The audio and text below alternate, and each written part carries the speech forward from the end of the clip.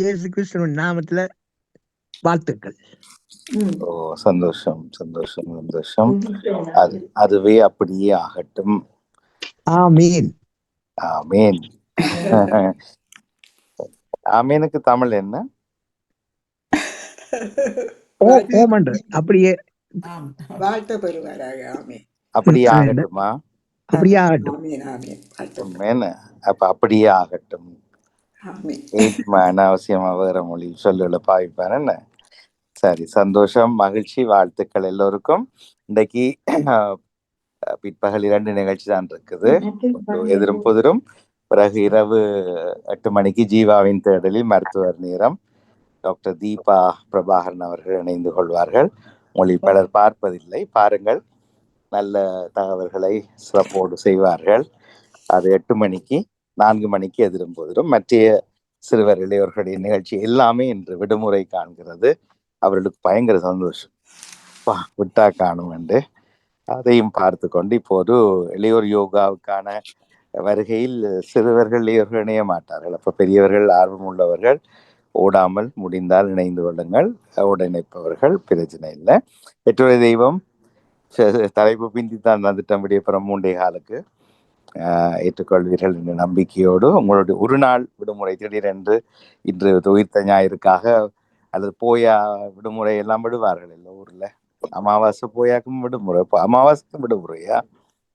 இல்ல என்ன? இல்ல, போயாவுக்கு தமிழ் பௌர்ணமி. முழு நிலவு. அது நல்லா இருக்கு, அதுவே சிறப்பு. நிலவை எப்போ தூர பார்க்கத்தான் நல்லா இருக்கும், அந்த கிட்ட போன அசிங்கமா இருக்கும். அதுபோலத்தான் தனிப்பட்ட ஒவ்வொருடைய வாழ்க்கைகளும் ஒவ்வொரு உறவுகளும் தூர நின்று உறவாடினால் சிறப்பா இருக்கும். கிட்ட போனோம் என்றால் முட்டைப்பாகியாக வந்துடும் பிறகு திருப்பி. இந்த சிந்தனையும் சொல்லிக்கொண்டு இன்றைய சிந்தனை நேரத்தை, அதுக்கு முதல் சமய சிந்தனையை ஆரம்பம் செய்வோம். எல்லோருக்கும் மீண்டும் வாழ்த்துக்களோடு வணக்கம். ராஜினி அல்போன்ஸ் அவர்கள் தொடர்ந்து கொள்ள வேண்டிக் கொள்கிறோம். நன்றி.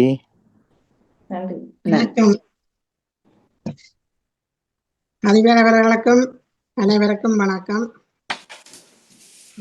அனைவருக்கும் மீட்பு ஞாயிறு வாழ்த்துக்களை கூறிக்கொண்டு, இன்று 5ஆம் தேதி ஞாயிற்றுக்கிழமை மாதம் சிறப்பு குழந்தைகளின் விழிப்புணர்வு மாதத்தில் நாம் அனைவரும் ஒன்று கூடியிருக்கின்றோம்.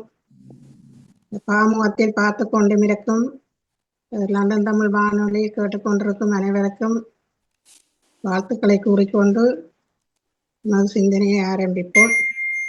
ஒவ்வொருவராக உங்களுடைய சிந்தனையை தாருங்கள். தேவிட்டவர்கள் வாருங்கள். வணக்கம்.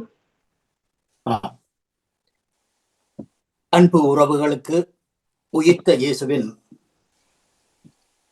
வாழ்த்துக்கள் முதற்கண். Surrexis Christus, Alleluia. Cantate Dominum, Alleluia. Surrexis Christus, Alleluia. Cantate Dominum, Alleluia. Joyous Bach. ஆண்டவர் தோற்றுவித்த வெற்றியின் நாள் இதுவே. இன்று அக்களிப்போம், அகமகிழ்வோம், அல்லேலூயா பாடுவோம் என்கின்றது திருப்பாடல் 118. பிதாச்சுடன் தூயாவியின் பேராலே ஆமென். இறை புகழ்ச்சி உமக்கே.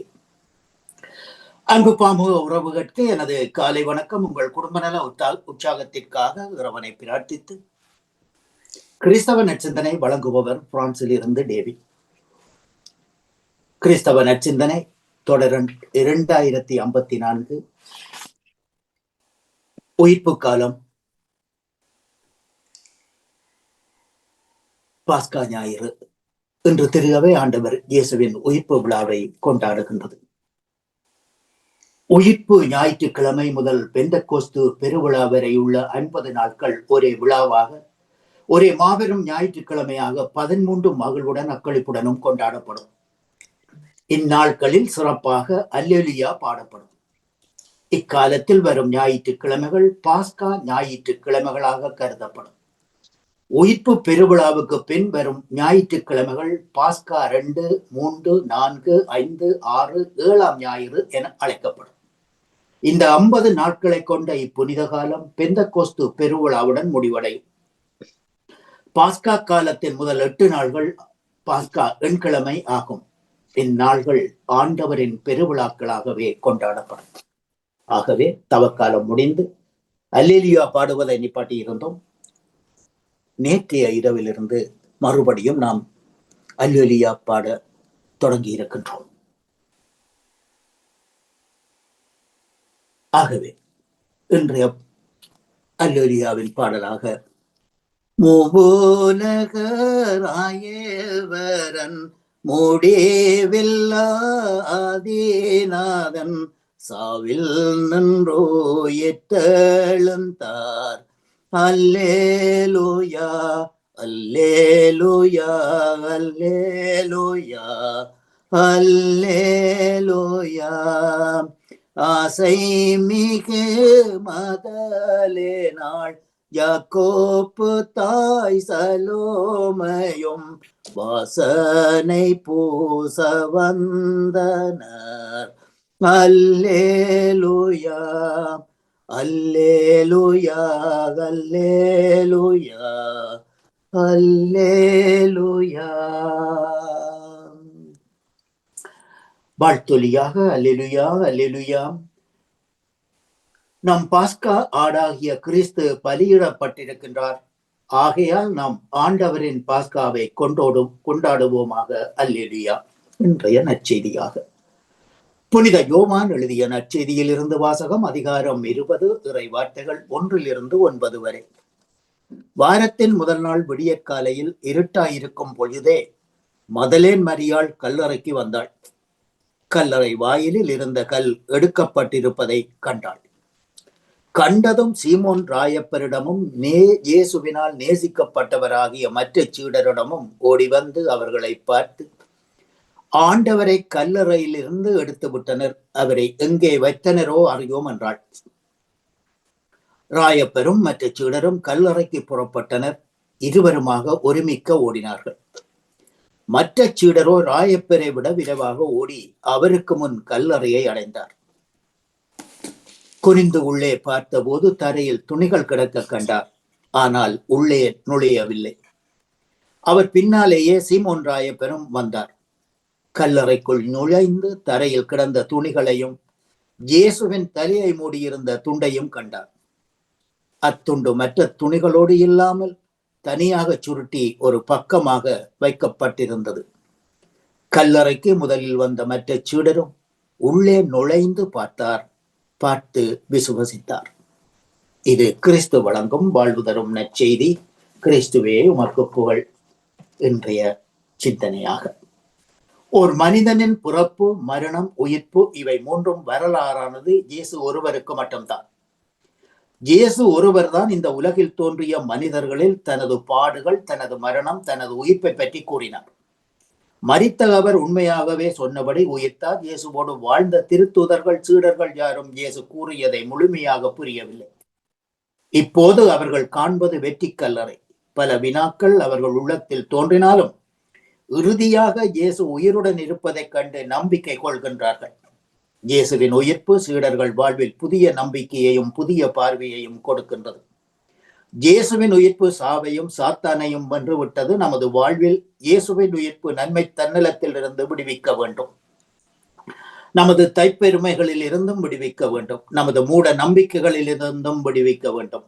உயிர்த்த கிறிஸ்துவில் திருமுழுக்கு பெற்றுள்ள நாம் முழுமையான மாற்றம் பெற்றவர்களாக, புது வாழ்வு கொண்டவர்களாக பலம் பெறுவோம். ஆகவே இந்த சிந்தனையில் இணைந்திருந்த அனைத்து பாமுக உறவுகளுக்கும் இந்நாட்களிலே இறைவன் நிறையாசி வழங்க வேண்டும் என்று எல்லோருக்கும் பொதுவான இறைவனை பிரார்த்தித்து விடைபெறும் இன்றைய நாள் நிகழ்ச்சிகள் அனைத்து இனித நடைபெற வாழ்த்துக்கள் கூறி அன்போடு விடைபெறுகின்றேன். அன்பு தங்கையே திருமதி ராஜினி அல்போன்ஸ் அவர்களே மற்றும் உறவுகளே, மீண்டுமாக கிறிஸ்து உயிர்ப்பின் வாழ்த்துக்களை கூறிக்கொண்டு அன்போடு விடைபெறுகின்றேன். நன்றி, வணக்கம். Bon dimanche pour vous tous. Easter Sunday. நன்றி. உங்களுடைய சிந்தனைக்கு வாழ்த்துக்கள். நன்றி, வணக்கம். அடுத்ததாக ஜெயா நடேசன் அவர்கள் வாருங்கள். உங்கள் சிந்தனையை தாருங்கள். வணக்கம். எல்லோருக்கும் உயிர்ப்பு விழா திருநாள் நல்வாழ்த்துக்களை கூறிக்கொண்டு இன்றைய சோபலானி ராஜினி அல்போன்சர்களுக்கும் அதிபர் மோகன் அவர்களுக்கும் கலைவாணி மோகன் அவர்களுக்கும் அனைத்து பாமுகர்களுக்கும் எனது எங்கிருந்த காலை வணக்கத்தை கிறிஸ்தாசுடன் கூறிக்கொண்டு தியமந்தி ஜானடேசன் உயிர்ப்பு பெருவிழா. இயேசுவின் உயிர்ப்பு அவரின் போதனை நிசமானது என்று சொல்லுகின்றது. இயேசுவின் வார்த்தை உயிருள்ளது, ஆற்றல் உள்ளது. அவர் சொன்னவுடன் அனைத்து நிறைவேறின. பார்வையூரை பார்த்து பார்வை பெறுகின்றார். அவன் பார்வை பெற்றான். பேதுருவை பார்த்து என்னை முறை மறுதளிப்பா என்று சொன்னார். அப்படியே அது நடந்தது. பாடுபட்டு சிலை தொங்கி இறந்து உயிர்த்தொழுவேன் என்று இயேசு சொன்னார். அவர் சொன்ன வார்த்தையில் நடந்தன. அதே போலத்தான் உயிர்த்தொழுவேன் என்ற சொன்ன வார்த்தையும் மெய்யாகின்றது. இயேசு பாடுபட்டதும் உண்மையாகின்றது. சிலுவையில் தொங்கியதும் உண்மையாகின்றது. இறந்ததும் உண்மையாகின்றது. அதுபோல அவரின் உயிர்ப்பு நிஜமாகவே இருக்கும். அவர் தான் உயிர்த்தெழுவேன் என்று என சொன்ன வார்த்தைக்கு கண்டிப்பாக நடந்திருக்கும். ஆக இயேசுவின் போதனை அவர் உயிர்ப்புக்கு முதல் சான்றாக இருந்தது. இன்றைய சூழலில் நாம் பலவையான ஆசைகளால் தீமைகளால் அடக்கம் செய்யப்படுகின்றோம்.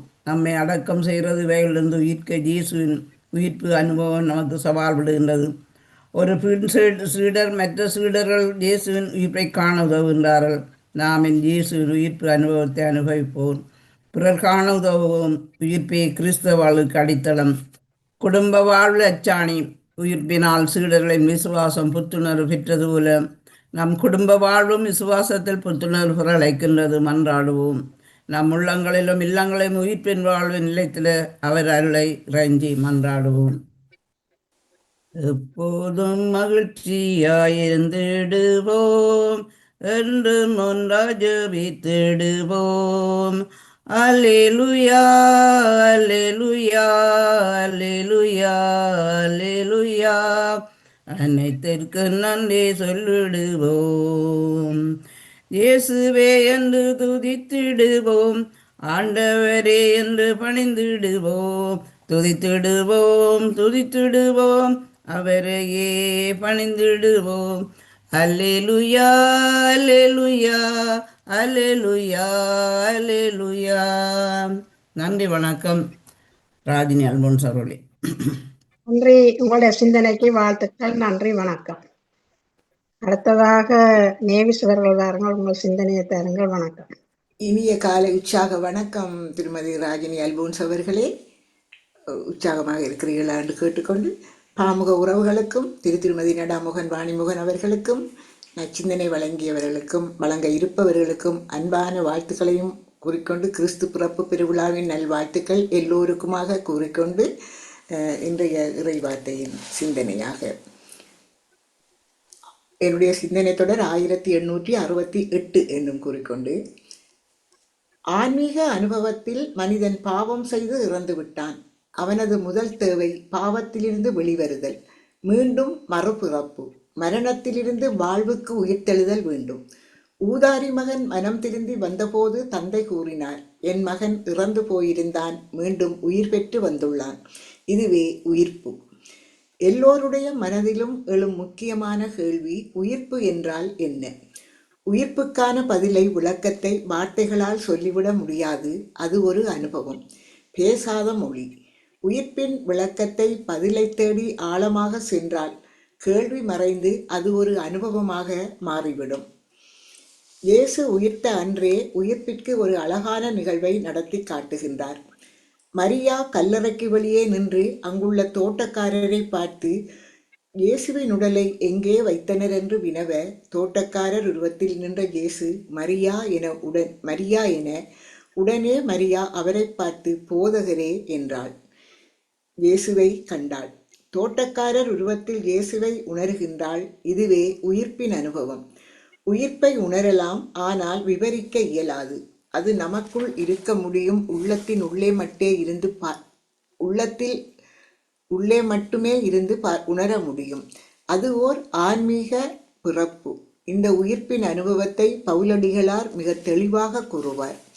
இனி வாழ்வது நான் அல்ல, கிறிஸ்துவே என்னில் வாழ்கின்றார். இதில் வாழ்வது நான் அல்ல என்பது உயிர்ப்பு, கிறிஸ்துவே என்னுள் வாழ்கின்றார் என்பது உயிர். பழைய பாவ ஆசைகள் வாழ்க்கை முறைகளை விட்டு புதிய வாழ்க்கையால் மாற்றப்பட்டு கிறிஸ்துவுடன் நம்மை அடையாளம் காணலாம். உயிர்ப்பு பேசாத மொழி. கானாவூர் திருமணத்தில் பந்தி மேற்பார்வையாளன் நீரை ரசமாக சுவைத்த அனுபவம். சமாரிய நாட்டு பெண் கிணற்றடியில் களைப்பாக காணப்பட்ட இயேசுவை மிசியாவாக கண்ட அனுபவம். இந்த அனுபவம் என்பது கிறிஸ்து என்னில் வாழ்கின்றார் என்ற நிலையாகும். நம் வாழ்வில் கிறிஸ்துவின் பிரசன்னமாக காணப்படும் தூய ஆவியானவர் நமக்குள் வசிப்பதாகவும் கடவுளுக்கு பிரியமான வாழ்க்கையை வாழ வழிகாட்டுபவராகவும் புரிந்து கொண்டால் அதுவே உயிர்ப்பின் உயிராகும். பழைய சுயத்திற்கு மரணம் மற்றும் கிறிஸ்துவில் வாழ்வதுமே உயிர்ப்பும் உயிருமாகும். வாழ்ந்து காட்டுவோம். மனதில் இருக்கும் காயங்களுக்கு மென்மையான மருந்து போடுவதுதான் உயிர்ப்பும் உயிரும் நானே என்ற கிறிஸ்துவின் வார்த்தைகள். அல்லேலுயா என்று கூறிக்கொண்டு, உயிர்த்த இயேசு தேவனே எம் உள்ளங்களில் உயிர்த்து வா, உயிர்கள் எல்லாம் உயர்வு பெற உலகினில் உயிர்த்து வா. உயிர்த்த இயேசு தேவனே எம் உள்ளங்களில் உயிர்த்து வா. பகமை இருளகன்று ஓட பகலவனே உதித்து வா. பகைமை இருளகன்று ஓட பகலவனே உதித்து வா.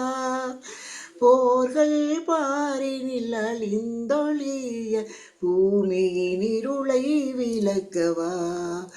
போர்கள் பாரினில் அழிந்து ஒழிய பூமியின் இருளை விலக்கவா. உயிர்த்த இயேசு தேவனே எம் உள்ளங்களில் உயிர்த்து வா. உயிர்கள் எல்லாம் உயர்வு பெற உலகினில் உயிர்த்து வா என்று கூறிக்கொண்டு, உங்களுக்கும் இந்த அதிகாலை பொழுதினிலே இந்த இறை வேண்டலரை சிந்தனையில் இணைந்திருக்கின்ற எல்லோருக்கும் இந்த நாள் இனிய நாளாக மலர்ந்து எல்லோரும் எல்லா நலன்களும் பெற்று அமைதியாகவும் மகிழ்வாகவும் வாழ வேண்டும். புதுயுகம் படைப்போம், புத்துலகு பெறுவோம், புத்துலகில் வாழ்வோம். இந்த பகைமைகள் எல்லாம் அகன்று நாங்கள் மகிழ்வாக வாழ உயிர்த்த இயேசு எங்களுக்கு உலக மக்கள் அனைவருக்கும் நலமான வாழ்வை அளிப்பார் என்று கூறிக்கொண்டு உங்களிடம் இந்த அன்பாக விடை பெறுகிறேன். திருமதி ராஜினி அல்போன்ஸ் அவர்களே, நன்றி, வணக்கம். உடைய சிந்தனைக்கு வாழ்த்துக்கள். நன்றி, வணக்கம். அடுத்ததாக பாலன் அவர்கள் வாருங்கள், உங்கள் சிந்தனையை தாருங்கள். வணக்கம். மீண்டும் ஒரு புதிய நாளை காலத்தந்த தேவகுமாரனுக்கு நாளத்திலிருந்து கோடான கோடி நன்றிகளை சொல்லிக்கொண்டு, அப்படி அவள் அன்பு சகோதரி தொகுப்பாளனி திருமதி ராஜினி அல்போன்ஸுக்கு இனிமையான காலை வணக்கம். அப்படி நலமாக உற்சாகமா இருக்கீங்களா? ஆமா, நீங்களும் அப்படித்தானே. சரி, நான் அதை உற்சாகத்தில் இருக்கேன் சோதரி. நன்றி சோதரி. அப்படி சோதரி நன்றிகளை சொல்லிக்கொண்டு, அப்படியே எமது அன்பு சகோதரர் பாமோத்தின் அதிபர் திருவாளர் நடா மோகனுக்கும் மற்றும் எமது அன்பு சகோதரி திருமதி கலைவாணி மோகனுக்கும் மற்றும் பாமோத்தில் கலந்து சிறப்பிக்கின்ற அனைத்து குடும்ப உறவுகளுக்கும் மற்றும் பாமோத்தை பார்த்து கேட்டுக் கொடுக்கின்ற அனைத்து உறவுகளுக்கும் இனிமையான கால வணக்கங்களை கூறிக்கொள்வதோடு எல்லோருடைய சூழ்நிலங்களை விசாரித்தபடி எல்லா உறவுகளுக்கும் சர்வவல்லருடைய இயேசு கிறிஸ்துவின் ஆசீர்வாதங்கள் எனக்கு கிடைக்கும் சொல்லி அதை நான் வாழ்த்திக்கொண்டு, இயேசுடைய உயிர்த்தெழுந்த பெருநாள் வாழ்த்துக்களையும் இயேசு கிறிஸ்து நாமத்தில் குடும்ப சார்பாக அனைத்து உறவுகளுக்கும் தெரிவித்துக் கொள்வதோடு, புதிய ஏற்பாடு பரிசுத்த வேதாம் புதிய ஏற்பாட்டுல மத்தேயு எழுதின சுவிசேஷம் 17ஆம் அதிகாரம் இறை வார்த்தைகள் 15-27 முடிய. கர்த்தருடைய பரிசுத்தமுள்ள நாமத்துக்கு ஸ்தோத்திரம். ஆண்டவரே, என் மகனுக்கு இரங்கும், அவன் கொடிய வேதனைப்படுகிறான், அடிக்கடி தீயிலும் அடிக்கடி ஜலத்திலும் விழுகிறான். அவனை உம்முடைய சீசரிடத்தில் கொண்டு வந்தேன், அவனை சொஸ்தமாக்க அவர்களால் கூடாமற் போயிட்டு என்றார். சொஸ்தமாக்குறன்னு சொன்னா சோமாக்குறது. சொஸ்தமாக்க அவர்களால் கூடாமற் போயிட்டு என்றான்.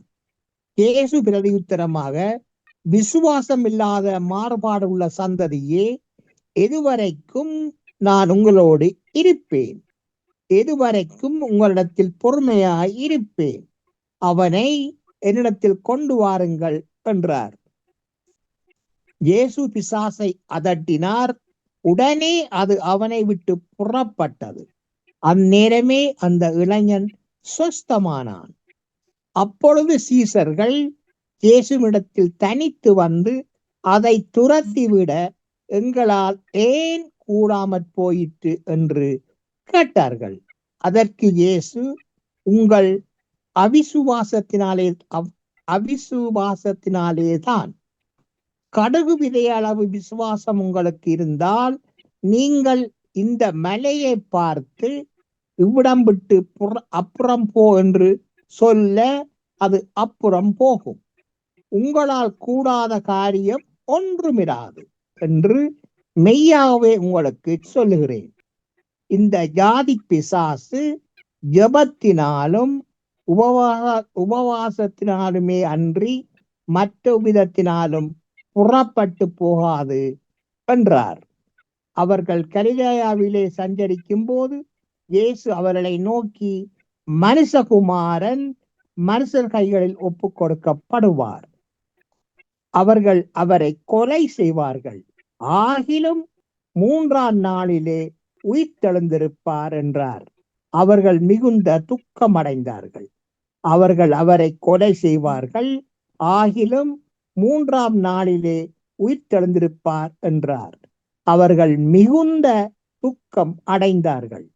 அவர்கள் கப்பர்நகூமியில் வந்தபோது வரிப்பணம் வாங்குகிறவர்கள் பேதுருவிடத்தில் வந்து, உங்கள்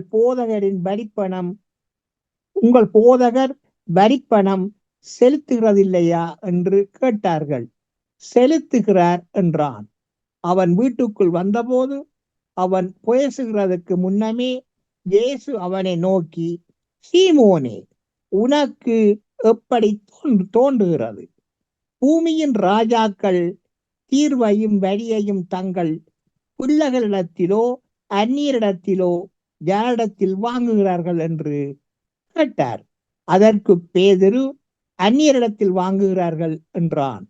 இயேசு அவனை நோக்கி, அப்படியானால் பிள்ளைகள் அதை செலுத்த வேண்டுவதில்லையே. ஆகிலும் நாம் அவர்களுக்கு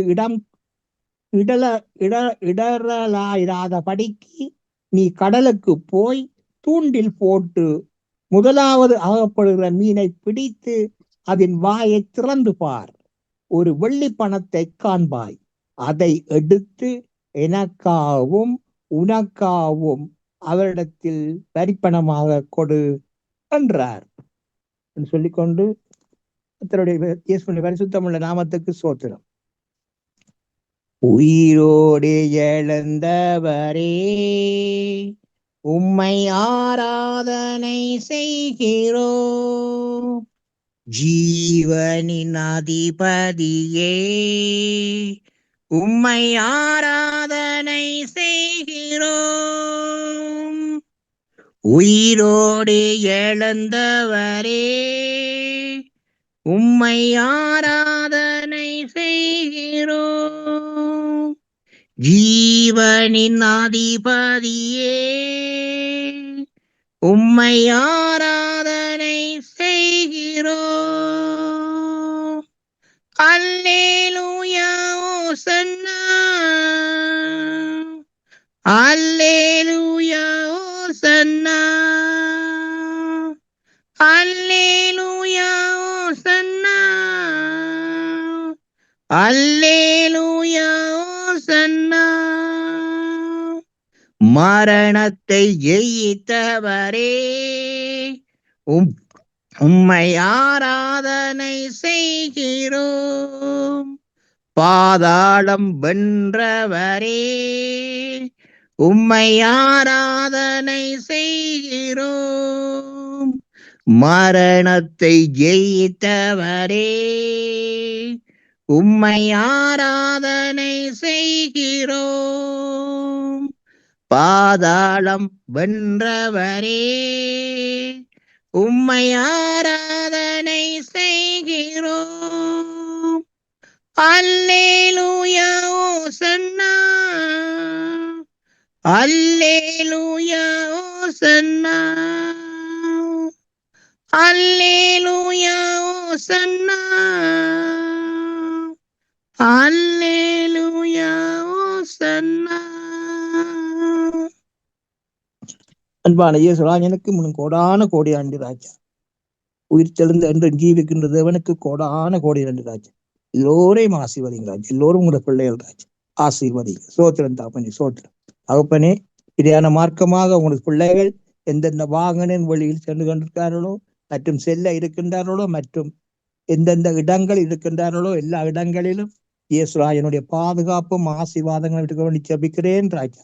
அப்படியே தினமும் நீங்கள் பாதுகாத்து வருவதற்காகவும் இந்த நாளில் தூதருடைய பிரசன்னம் பாதுகாப்பா அவன் எடுத்துக் கொண்டிருப்பதற்காகவும் அவன் எடுத்த போறமைக்காகவும் இயேசு ராஜாவுக்கு மீண்டும் அவருடைய கோடான கோடி நான் சொல்லி தகப்பனே.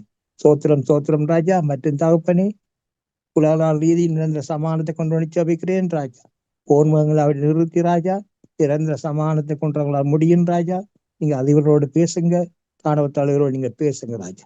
நிரந்தர சமானத்தை கொண்டு வாங்க ராஜா. உத்தேசங்களை ஆசீர்வதிங்க, ஆசீர்வதிங்க. சோத்திரம் கண்ணாடி சொல்லிட்டாப்பனே. சோத்திரம் ராஜா. உலக ரீதியில் தாப்பனே, நீங்கள் நிரந்தர ஆசீர்வாதம் குழந்தைமைக்காக கோடி நன்றி ராஜா. இதுவரை மரித்த அத்தனை ஆத்துமாக்களுக்கு நித்திய இழப்பாறுகளை கொடுக்கணும் ஜெபிக்கிறேன் தகப்பனே. அவர் குடும்பங்களை ஆட்டி தேட்டி அரவணைங்க, ஆறுதல் படுத்துங்க, தேவைகளை சந்திங்க. அதுக்காக நான் சொல்லி தகப்பனே. மற்றும் பாமோத்தில் அதிபர் குடும்பம் கைட்டு செய்யும் சகலவற்றையும் தினம் அவர்களை ஆசீர்வதித்து அவர்களை பலப்படுத்தி அவர் செல்லுமிடமெல்லாம் கூடவே இருந்து அவர்களை பாதுகாப்பாக வழி நடத்தவனோடு சொல்லி இயேசப்பாவிடம் பிரார்த்தனை எடுத்துக்கொண்டு விடாவரன் சவரி. நன்றி, வணக்கம். உங்களுடைய சிந்தனைக்கு வாழ்த்துக்கள். நன்றி, வணக்கம். நன்றி சவரி. எனது சிந்தனையை தருகின்றேன். அனைவருக்கும் உயிர்ப்பு ஞாயிறு வாழ்த்துக்களை கூறிக்கொண்டு உயிர்ப்பின் வரலாறு. 8ஆம் ஆண்டு புனித பீட் என்பவர் உயிர்ப்பின் திருவிழாவை ஒஸ்டன் என அழைத்தார். இப்பெயர் ஜெர்மனிய தெய்வமாகிய ஒஸ்டரா அல்லது ஒஸ்ட்ராவோடு தொடர்புடையது. இத்தெய்வத்தை காலையில் பிரகாசிக்கும் சிவப்பு புலம்பாகவும் வீட்டெழும் மொழியாகவும் கணித்தார்கள்.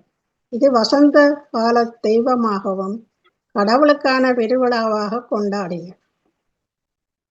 ஜெர்மனியர் ஒஸ்டன் என்றும் ஆங்கிலேயர் ஈஸ்டர் என்றும் அழைத்தார்கள். ஆனால் இந்த தினத்தை விவிலிய வார்த்தையில் பாஸ்கா என்று அழைத்தார்கள். ஒவ்வொரு நாட்டினர் கூறும் மொழி ஒஸ்டன் ஜெர்மனியிலும், ஈஸ்டர் ஆங்கிலத்திலும், பாசன் நெதர்லாந்திலும், பாக் பிரான்சிலும், பாஸ்குவா இத்தாலியிலும், பாசா எபிரேயத்திலும், பாஸ்ஸா கிரேக்கம், பயஸ் அரேமிஸ் இவ்வாறு பல மொழிகளில் கூறப்பட்டாலும் இவை அனைத்தும் எபிரிய மக்கள் எகிப்தின் அடிமைத் தலைகளிலிருந்து விடுதலை அடைந்ததையும் செங்கடல் பாலைவனத்தின் ஊடாக வாக்கு பண்ணப்பட்ட தேனும் பாலும் பொழியும் கானா நாட்டுக்கு வந்தடைந்ததை இவ்விழா அர்த்தப்படுத்துகின்றது. 1ஆம் நூற்றாண்டு திருச்சபை 50 நாட்கள் பெந்தகோஸ்து தினம் வரும் வரை பெரிய திருவிழாவாக கொண்டாடி வந்தது. இந்நாட்களை ஒட்டியே தமிழருடைய வருடப்பிறப்பு நாளும் வருவது கணிக்கத்தக்கது. சித்திரை 14க்குள் யூதர்களுடைய நாட்குறிப்பில் நிசான் மாதத்தின் அடுத்து வரும் 14 நாட்களுக்கு தொடர்பிருப்பதாக கருதப்படுகின்றது.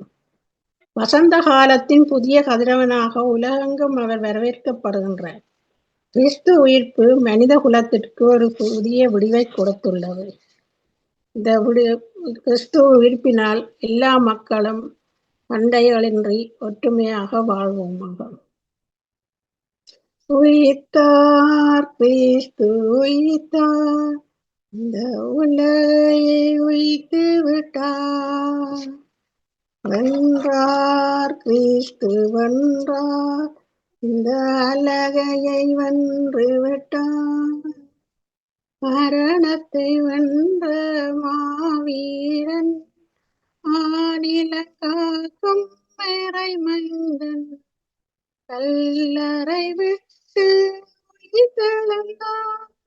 அல்லேலூயா, அல்லேலூயா. கல்லறை விட்டு உயிர்த்தெழுந்தார். கவலைகள் நமக்கு இனி இல்லை. உயிர்த்தார் கிறிஸ்து உயிர்த்தார், இந்த உலகையை உயிர்த்து விட்டார்.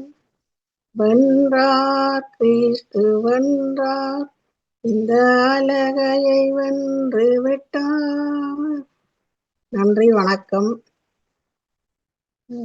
சிந்தனைகள் தந்த டேவிட் வணக்கம், நான் நிற்கின்றேன். ஆமாம்.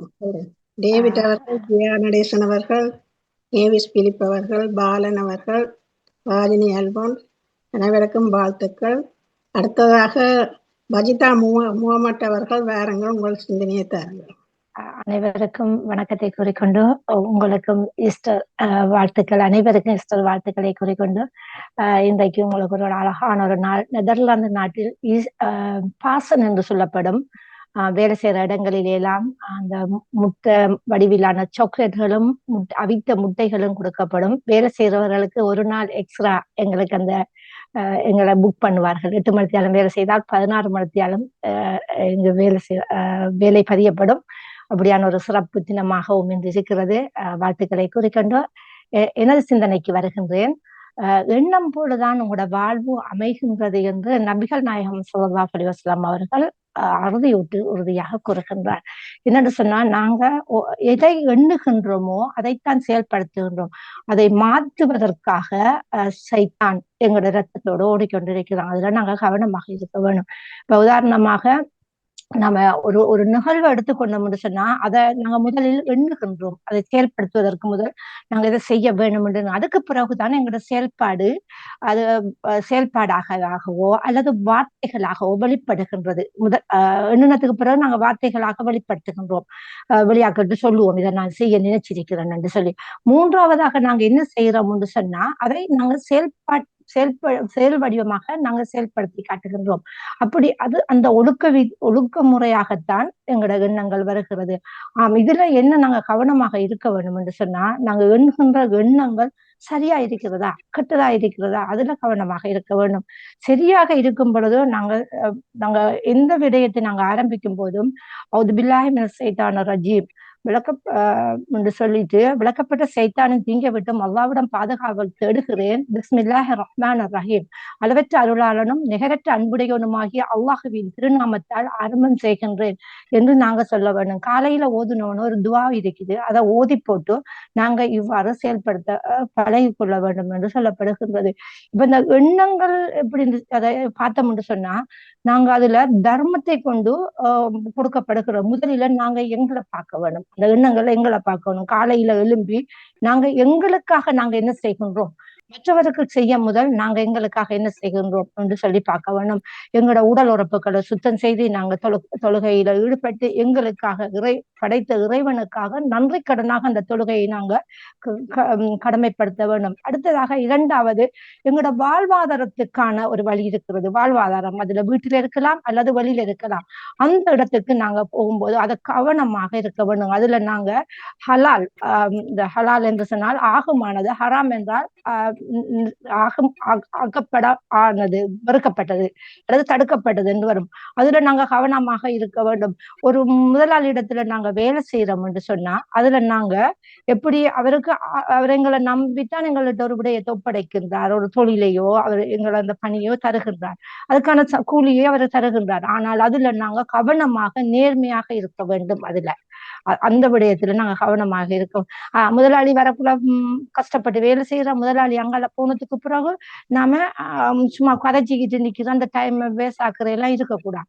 ஏனென்று சொன்னால் அதை இறைவன் பார்த்து கொண்டிருக்கின்றான். மலக்குகள் 2 பேர் இருந்து பதிவு செய்து கொண்டிருக்கின்றார். அந்த பணத்தை கொண்டுதானே நாங்க சாப்பிட போறோம், அது ஹலாலான முறையில் உழைக்கப்பட வேண்டும் என்று சொல்லப்படுகின்றது. அதே போல நாங்க ஒருவருக்கு நபி ஸல்லல்லாஹு அலைஹி வஸல்லம் அவர்களிடம் வந்து நபி தோழர்கள் கேட்கிறாங்க, பணக்காரர்களுக்கு நிறைய விடயங்கள் மூலமாக நன்மைகள் கிடைக்கிறது, ஏழைகளுக்கு எப்படி கிடைக்கிறது, கஷ்டமாக இருக்கிறது. அவங்கள மாதிரி தான் நாங்களும் தொழுகிறோம், அவங்கள மாதிரி தான் நாங்க இந்த நோன்பு நோக்குறோம். அப்படி நாங்க சில விடயத்தை பார்க்கும்போது எங்களை விட அவங்க மேன்மையாக இருக்கிறார்களே என்று கேட்கின்றார்கள். அப்படி இல்லை, நீங்க எண்ணங்கள் மூலமாக உங்கள் தர்மத்தை உங்களோட நன்மைகளை கூட்டிக் கொள்ளுங்கள் என்று சொல்றாரு. அப்ப நான் நினைக்கிறேன், ஒரு கஷ்டப்பட்டவர் என்னட்ட வாராரு, என்கிட்ட ஒன்றுமே இல்லை, வாழ்வாதாரம் ஒன்றுமே இல்லை, வீட்டுல கூட எனக்கு ஒன்றுமே இல்லை. அப்ப நான் எப்படி நினைக்கிறேன்னு சொன்னா, என்னட்டு இருந்திருந்தா இவர பசியை தீர்த்திருப்பேனே, என்னட்டு இருந்திருந்தா நான் இவர காசு கொடுத்திருப்பேனே. ஆனா நாங்க மனப்பூர்வமாக நினைக்கணும், சும்மா போலிக்காக குர்ஆன்ல சொல்லிப்பட்டு நபியெல்லாம் சொல்லிப்பட்டாரு அதுக்காக சொல்லக்கூடாது. நம்மள அறியாம நம்ம நினைப்பதுதான் சில விடயங்கள். நான் ஓடி போய் உதவி இருக்கலாமே, அப்படியெல்லாம் நினைக்கிறேன் தானே. அப்படி எண்ணும் பொழுதோ அந்த நன்மை எங்களுக்கு அவர் செய்ததை போல ஒரு நன்மை எங்களுக்கு கிடைக்குது. ஒரு பணக்காரன் அந்த பணத்தை கொடுத்து அவரோட பசியை தீர்க்கிற நன்மை நீ எண்ணுகின்ற போது உனக்கு கிடைக்கின்றது என்று சொல்லப்படுகிறது அந்த எண்ணம். அதுக்காக அதே போல நாங்க வழியில போயிட்டு இருக்கிறோம், கல்லு முள்ளு கிடக்குது, இது எனக்கு என்ன, இது கல்லண்டல் அடிச்சுட்டு நானா போட்டேன், அதை போட்டிருக்காங்க அப்படி நினைக்க கூடாதா.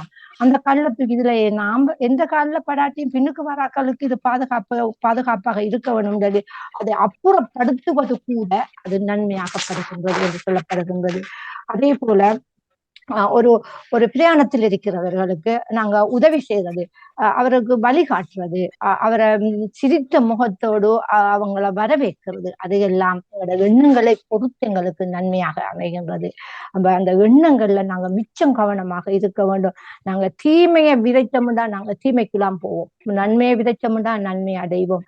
இது நாங்க மட்டும் செய்யற பயணம் இல்லை, இந்த உலகத்துல நாங்க வந்திருக்கிறது வந்து வாழ்றது கொஞ்ச காலத்துக்கு தான். அது அழகான ஒரு பூமி, அதை போர்க்களமாக்காமல் நாங்களோட எண்ணங்கள் நல்ல எண்ணங்களாக நாங்க விதைத்து கொண்டு நாங்க மறுமைக்கும் சேர்த்துக்கொண்டு நாம சந்தோஷமாக வாழ்ந்து இந்த பயணத்தை முடித்து கொண்டு மறுமைக்கான வாழ்வை நாம ஆயத்தப்படுத்திக் கொள்வோம் என்று கூறிக்கொண்டு அனைவருக்கு மீண்டும் வாழ்த்துக்களை கூறிக்கொண்டு விடைபெறுகிறேன். நன்றி, வணக்கம். நன்றி, உங்களுடைய சிந்தனைக்கு வாழ்த்துக்கள். நன்றி, வணக்கம். நன்றி. அடுத்ததாக என்னுடைய சிந்தனைக்கும் வாழ்த்துக்கள். சுய சிந்தனை இருந்தால் தரலாம். உங்களுடைய சிந்தனைக்கும் வாழ்த்துக்களா? எல்லோருடைய சிந்தனை. நன்றி. சொல்லுங்க. வணக்கம் ஒண்ணுண்ணா. வணக்கம். வணக்கம். எல்லாருக்கும் விளங்கவில்லை. எல்லாரும் சரி, நல்லது. இப்படி ஒரு நாள் உங்கள் ஊரில் பிறந்த ஊரில் இருந்ததுக்கும் இன்று இந்த ஊரில் இருப்பதற்கும் என்ன வித்தியாசங்களை காண்றீங்கள் இன்றைய நாளினுடைய சிறப்பு? எனது ஊரை பகுதியை பொறுத்தவரையில நாங்க சமூகத்தோட சேர்ந்து வாழ்ந்தபடி பிறந்திருக்கின்றோம். பக்கத்துல எங்கள் ஊருக்குள்ள தேவாலயங்களிலே வாழச்சேனை என்கின்ற பகுதி என் கணவரின் ஊரில் நிறைய கிறிஸ்தவ மக்கள் வாழ்கின்றார்கள். அந்த பகுதியில் தேவாலயங்கள் இருக்கின்றது. அவர்கள் அழகான முறையில் அந்த காலையில எழுந்தவுடனே நான் இங்கு காணவில்லை, அவர்கள் அந்த தலையில துண்டு போட்டு கொண்டு போவார்கள், அதை நான் பார்த்திருக்கின்றேன். அந்த நெட்டு மாதிரி இப்ப நாங்க முக்காடு போடுற மாதிரி அது போட்டுக்கொண்டு போவார்கள். அந்த அந்த அந்த தேவாலயங்களை குருத்து ஓலைகளால் அலங்கரிக்கப்பட்டிருக்கும். அந்த 2 சைட்டுக்கும் அந்த வெல்கம் சொல்ற வழிகள் குருத்து ஓலைகளால அலங்கரித்திருக்கும். அந்த முடங்காலில் நின்று நாங்களும் அவங்களோட போயிருக்கிறோம். முடங்காலில் நின்று தான் அவங்க ப்ரே பண்ணுவார்கள். இங்கு அதை நான் காணவில்லை இந்த இதுல. அது பார்த்திருக்கின்றேன். எனக்கு எப்படின்னு தெரியாது. 2 தேவாலயங்கள் ஒன்று சிலுவையோட தேவாலயம் ஒன்று இருக்குது, ஒன்று மரியா அவர்கள் இயேசுநாதரை குழந்தையாக வைத்திருந்த ஒரு தேவாலயம் ஒன்று வாழச்சேனையில் இருக்கிறது. எனது பகுதிகளில் தேவாலயங்கள் இல்லை, கோயில்கள் இருக்கிறது, புத்த சமயத்துக்கான இதுவும் இருக்கிறது, ஆனா தேவாலயங்கள் இல்லை. இதை நான் பார்த்திருக்கேன். ஆனா சந்தோஷமாக உடம்பிறப்புகள் மாதிரி அவர்கள் ஏதாவது சாப்பாடு செய்தா கொண்டு தந்திருப்பார்கள். அதை நாங்க வாங்கி சாப்பிட்டு இருக்கின்றோம். என்னன்னு சொன்னால் வஜிதாவர்களே, அந்த அங்கு அந்த நீங்க சொல்ற குருத்தோலை ஞாயிறுக்கு அப்படி செய்வார்கள். அந்த இடைக்குத்தான் அந்த கோயில செய்யறத வழிகள்ல நீளத்துக்கு அப்படி அந்த கோயில செய்திருப்பார்கள். அதான் நீங்க சொல்ற இந்த நெட் துப்பாட்டி என்று சொல்றது நாங்கள் அங்கே எல்லாரும் போடுகிறது. அது சப்ரிசாம் எடுக்க அது இல்லாட்டிக்கு நாங்கள் போய் சப்ரிசாம் எடுக்கல. அந்த ஒரு குழந்தையிலேருந்து எங்களுக்கு சொல்லி தந்த அந்த பழக்கம். அதே மாதிரி எனக்கு எங்கட இந்த நேற்று நான் இங்கே வருனதையும் காணையில் வேற நாட்டவர் தான் புதுசாக வந்த ஆக்கள் ஒரு 3 பேர் சப்ரிசாம் எடுக்க போய் பார்த்தோன்னா நெட் ஒரு ஆள் அந்த பிரான்ஸில் அந்த லூட்ஸோட அந்த நெட் அங்கே வைக்கிறவங்க அந்த நெட்டு போட்டு கொண்டு போய் எனக்கு ஒரு திகைப்பாக இருந்தது. தமிழாக்கலன்ற பிரச்சனையில் இந்த ஒரு வேறு நாட்டால் எனக்கு தெரியலை, புதுசாக வந்தவன் இந்த நாடுன்னு சொல்லிலாம் நல்ல வெள்ளையாக இருப்பா. அந்த மற்றது எனக்கு ஒரு சந்தோஷம் என்னென்னு சொன்னால், நாங்கள் வேதக்கார ஆக்கள் என்றபடியே எங்களுக்கு இந்த நாங்கள் வந்து இருக்கிற எங்கள் புலம்பெயர்ந்த நாட்டிலையும் இந்த கோயில் வழிய நாங்கள் ஊர்ல பார்த்த மாதிரியே இங்க பார்க்குறோம். பாஷை பிரச்சனையோடையே ஆனால் தமிழ் பூசை தமிழ் இது கொஞ்சம் தூர இடங்கள்ல நடக்க நாங்கள் பெரிய வியாழங்களுக்கெல்லாம் போகிறது. அதே எனக்கு ஒரு சந்தோஷம். இங்கே நாங்கள் அதே மாதிரி எங்கள் பிள்ளைகளுக்கும் அதை பின்பற்றுவோம் உண்டு. எங்களுக்கு நாங்கள் அங்கே இருந்த மாதிரி இங்கேயும் வேத கோயில் அதே பூசை அதே வழிபாடு தான் நடக்கிறது. அதில் எனக்கு ஒரு சந்தோஷம் உண்டு. ஒரு கேள்வி ஒன்று கேட்டுக்கொள்ளலாமா? கேளுங்க. என்னென்று சொன்னா, இங்கு நெதர்லாந்து நாட்டில் ஒரு மர கிளை ஒன்று இருக்கும். அந்த இலைகள் இல்லாத மரக்கம்புகள் அதை சோடிச்சு அதுல முட்டைகள் எல்லாம் பொறுத்து இங்க ஒரு வெஸ்ட்ரைட்னு சொல்வார்கள், ஒரு போட்டி மாதிரி ஒன்று வைப்பார்கள். இப்போட அந்த குழந்தை பிள்ளைகள் அதை வடிவா சோடித்து கொண்டு போவார்கள். அந்த டைம்ல அவங்க அந்த கமெண்ட் ஹவுஸ் சொல்லி அந்த நகர சபையால தெரிவு செய்து அவர்கள் யாரு வடிவா செய்திருக்காங்க பிரைஸ் கொடுப்பாங்க. அது என்ன காரணத்துக்காக அந்த முட்டையை வைக்கிறார்கள்? இது எங்கள் ஊரில் அந்த முட்டை என்று அப்படி இருக்குதொழிய அந்த இங்க செய்யுமா பிள்ளைகளை செய்யுமா போல இல்லை. அந்த கொடுத்த அந்த அன்று அந்த ஞாயிற்றுக்கிழமை மரங்களுக்கெல்லாம் அந்த கோயில் பக்கம் வழிய மறைச்சு வச்சு போட்டு குழந்தை பிள்ளைகளை அதை எடுக்க விடுவார்கள். அதுல அந்த இது இருக்கு. நான் பெரிய இதான்ட்டு வாசிக்கல. அந்த ஒஸ்டகாச மற்றது சொல்றது அந்த ஒஸ்ட முயல் என்றும் அந்த உயிர்ப்பு முயல் விற்பனை நிலையங்களில்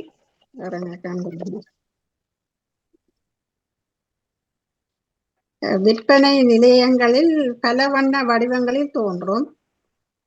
முட்டையிலிருந்து குஞ்சு புறப்பட்டது போல் கல்லறையிலிருந்து இயேசு புறப்பட்டார் என்று அர்த்தம் சொல்வார்கள். முட்டையில் உயிர் உள்ளது என்ற எண்ணத்தாலேயே சீனர்கள் முன்பு சூரியனை நினைத்து முட்டைக்கு சிவப்பு வர்ணம் பூசி மகிழ்ந்தார்கள், அதை மதித்தார்கள். எகிப்தியரும் வாரை மதித்தார்கள். பாரசீகர் வசந்த விழாவை வர்ணம் தீட்டிய அவித்த முட்டையை உண்டு வந்தார்கள். கிறிஸ்தவர்களும் இந்த வர்ண முட்டையை பாவனையில் பயன்படுத்தி உயிர்ப்பு முட்டை என அழைத்தார்கள். நானும் இங்க வந்துதான் நாங்கள் அந்த கூடுதலா நாங்கள் அங்க வெறும் கோதுக்குத்தான் அப்படி நம்ம என்ன கலர் நிறம் தீட்டி செய்யறதொழிய இங்க வந்துதான் இதுகளை நீங்க சொன்ன மாதிரி எல்லாம் பார்ப்போம்.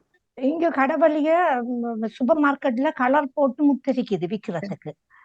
அது எவ்வளவு காலமும் இருக்குமா? அதுக்கேற்ற மாதிரி அவைத்து செய்கிறார்கள். நான் ஒரு நாளும் சாப்பிட்டது கிடையாது. உள்ளுக்கு வெள்ளையாத்தான் இருக்கும், வெள்ளையால கவர் பண்ணிருப்பார்கள். நாங்க தெரிந்து கொண்டேன். என்னோட சொன்னா வேலிடத்திலையும் அவிச்சி முட்டை தருவார்கள் எங்களுக்கு. இங்க பிள்ளைகளுக்கு அவமா கொடுத்தா நான் வேணாம் அவமா சொல்லாத பிரச்சனை இரண்டு அவை சாப்பிட்டு பழகிட்டேன். எனக்கு நான் என்னதான் சாப்பிட்டு ஏன்னா பழுதா போகாம இருக்குமாமட்டு அதுக்கேற்ற மாதிரி செய்யறாங்க. அந்த குச்சிக்கான காரணம் அந்த மெல்லிய குச்சி, அந்த நம்ம சொல்லுவோம் அந்த குருவி எல்லாம் கூடு என்னமா ஓசன்னாண்டு சிறு ஜெருசலேமில் ஆண்டவர் போறார் தானே கழுதை மேலையில. அப்போ அவர்கள் இந்த ஒலிவ மரங்கள் இந்த கிளியை பிடிச்சு ஓசன்னாண்டு சொல்லி அவர்களை வரவேற்று கொண்டு அப்படி அதுதான் இந்த குருத்துறையா செய்கிறது. அதை அந்த இதையும் அந்த ஞாபகத்துக்காண்டி அந்த குச்சியக்கா அந்த சின்ன குச்சிகள் தான் கடவுளிய வித்திருக்கும். அந்த வெள்ளை சின்ன கப்பும் இல்லாத குச்சிகள். ஆமாம், குச்சியெல்லாம் இந்த இதோட சேர்ந்ததுதான் இந்த மரம் மாதிரி குச்சிகள் சேர்த்தபடி இருக்குமா? மரம் மாதிரி கப்பு இல்ல. நம்ம ஊர்ல எப்படி அந்த வயல்வெளிய கூட்டி தும்பு கட்டு மாதிரி கட்டுவோம் தானே. அதைத்தான் செய்கிறவையில் அது ஒவ்வொரு நாட்டிலும் ஒரு வித்தியாசமா செய்யறோம். நாங்கள் அங்க குருத்தோலியை பாவிக்கிறோம். நாங்கள் இங்கே ஒலிவ இலையை பாவிக்கிறவர்கள் இங்க ஜெர்மனியில். அப்படி ஒவ்வொரு இடத்துல அந்த பச்சையதால அங்கேயும் ஒலிவ இதைத்தான் பாவிச்சவர்கள். அந்த ஈஸ்வரனார் கொண்டு போய்க்கலாம். இங்கே ஒலிவ இல்லைகள் இல்லை தானே எங்களோட தாயத்தில். அப்போ அவைய குருத்தோலியை பார்க்குறோம். ஒரு இடத்துல அவைகள் அதுகள் அந்த ஞாபகத்துக்கு வேண்டித்தான் அந்த பாவிக்கிறவர்கள். அதில் வடிவா இதுகளை எல்லாம் நிறத்தாலே எல்லாம் கட்டி கொண்டு போகிறவைகள் குழந்தைகளுக்கு அது ஒரு விருப்பமாக இருக்குமென்று சொல்லி. தாயகத்துல தென்னை மரத்துல அந்த குருத்தோலியை எடுத்துத்தான் செய்தது எங்களுக்கு ஞாபகம். இங்க இவங்க சொன்ன மாதிரி அந்த ஒலிவ இலைகள் தான் அந்த விளாம்பழ இலை மாதிரி சின்ன சின்ன இலையா இருக்கும். ஆனா ஆண்டவரை இப்படி கொண்டு போய்க்க எல்லாரும் அந்த குருத்தோலியோட தானே போனவே. என்ன தென்னோலதான் கழுதையில போய்கள அவைகளை கூட்டிக் கொண்டு போனவர் ஆர்ப்பரிச்சு கொண்டு போனவைகள் சந்தோஷம் செய்யணும். அதை நாங்க பிறகு கொண்டு போய் எங்களோட கோயில்ல அந்த தென்னோலைய விபூதி புதனுக்கு முதல் நாள் கொடுத்தா அவை அதை எரித்துத்தான் எங்களுக்கு அந்த சாம்பலை அவர்தான் எடுத்து. சாம்பலா தாரவியல் நெத்தியில பூசுறது அந்த ஆனா ஒரு நாள். இங்க எங்களுக்கு தெரியல. நேற்று நான் பார்த்த இடத்த ஈஸ்டர் பூசைக்கு முதல் வெளியில வச்சு எரித்தார்கள்.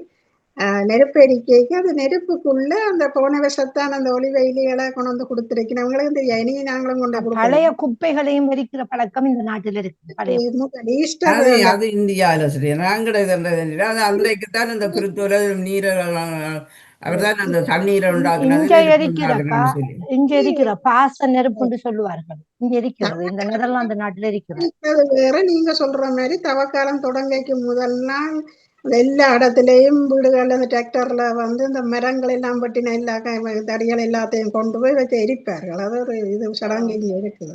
அது வேற தொடங்காது.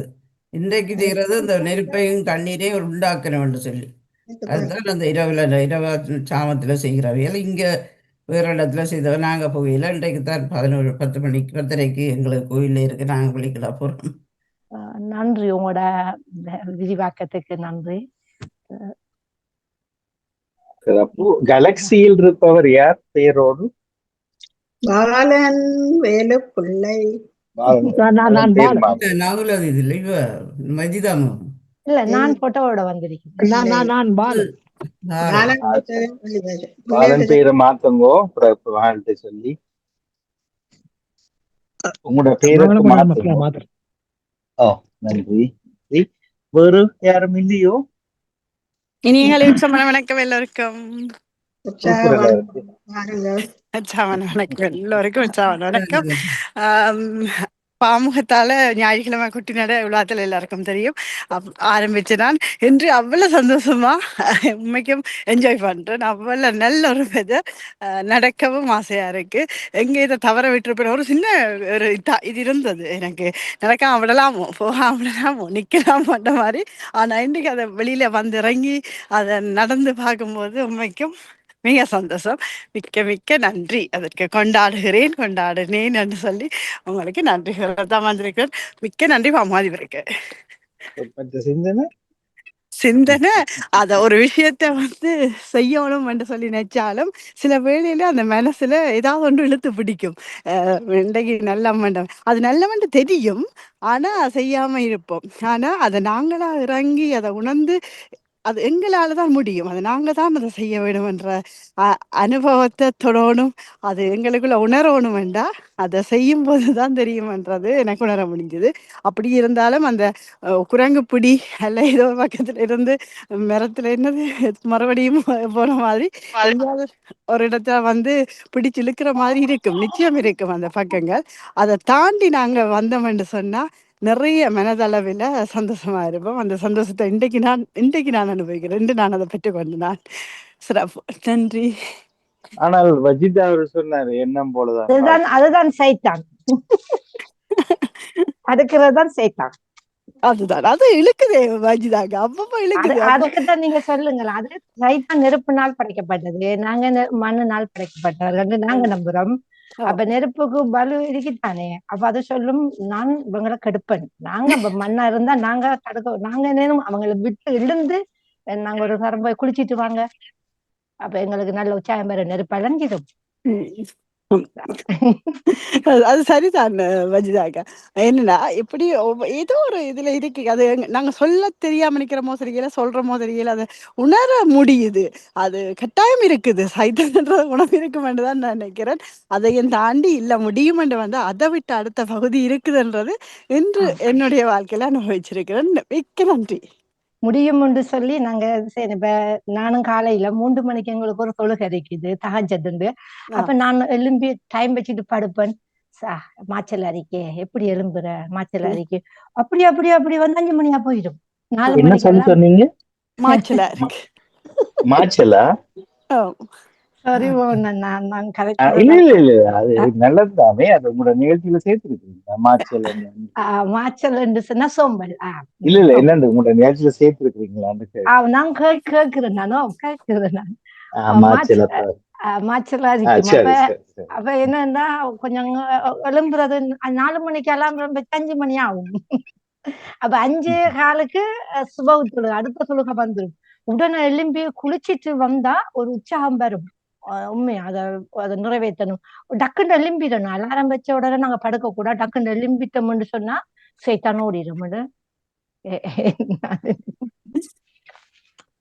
அதை நினைச்ச உடனே நாங்க செயல்படுத்தணும். நல்ல விடயங்களாக இருந்தா. கெட்ட விடயங்கள்டா யோசிக்கலாம். ஒரு ஆளுக்கு அடிக்க போறோம்னா 10 தரம் நான் யோசிக்கலாம். ஏன் அடிக்கணும், எதற்காக அடிக்கணும், ஒரு ஆளை கொடுக்கணும்னா நாங்க ஏன் யோசிக்கணும்? அப்ப டக்குன்னு நாங்க அதை செயல்படுத்தலாம். அதுதான் எனது கருத்து. அப்போ இதுக்கு தமிழ்ல ஒரு பேர் வச்சுக்கிறாங்க, வீணா தீனா.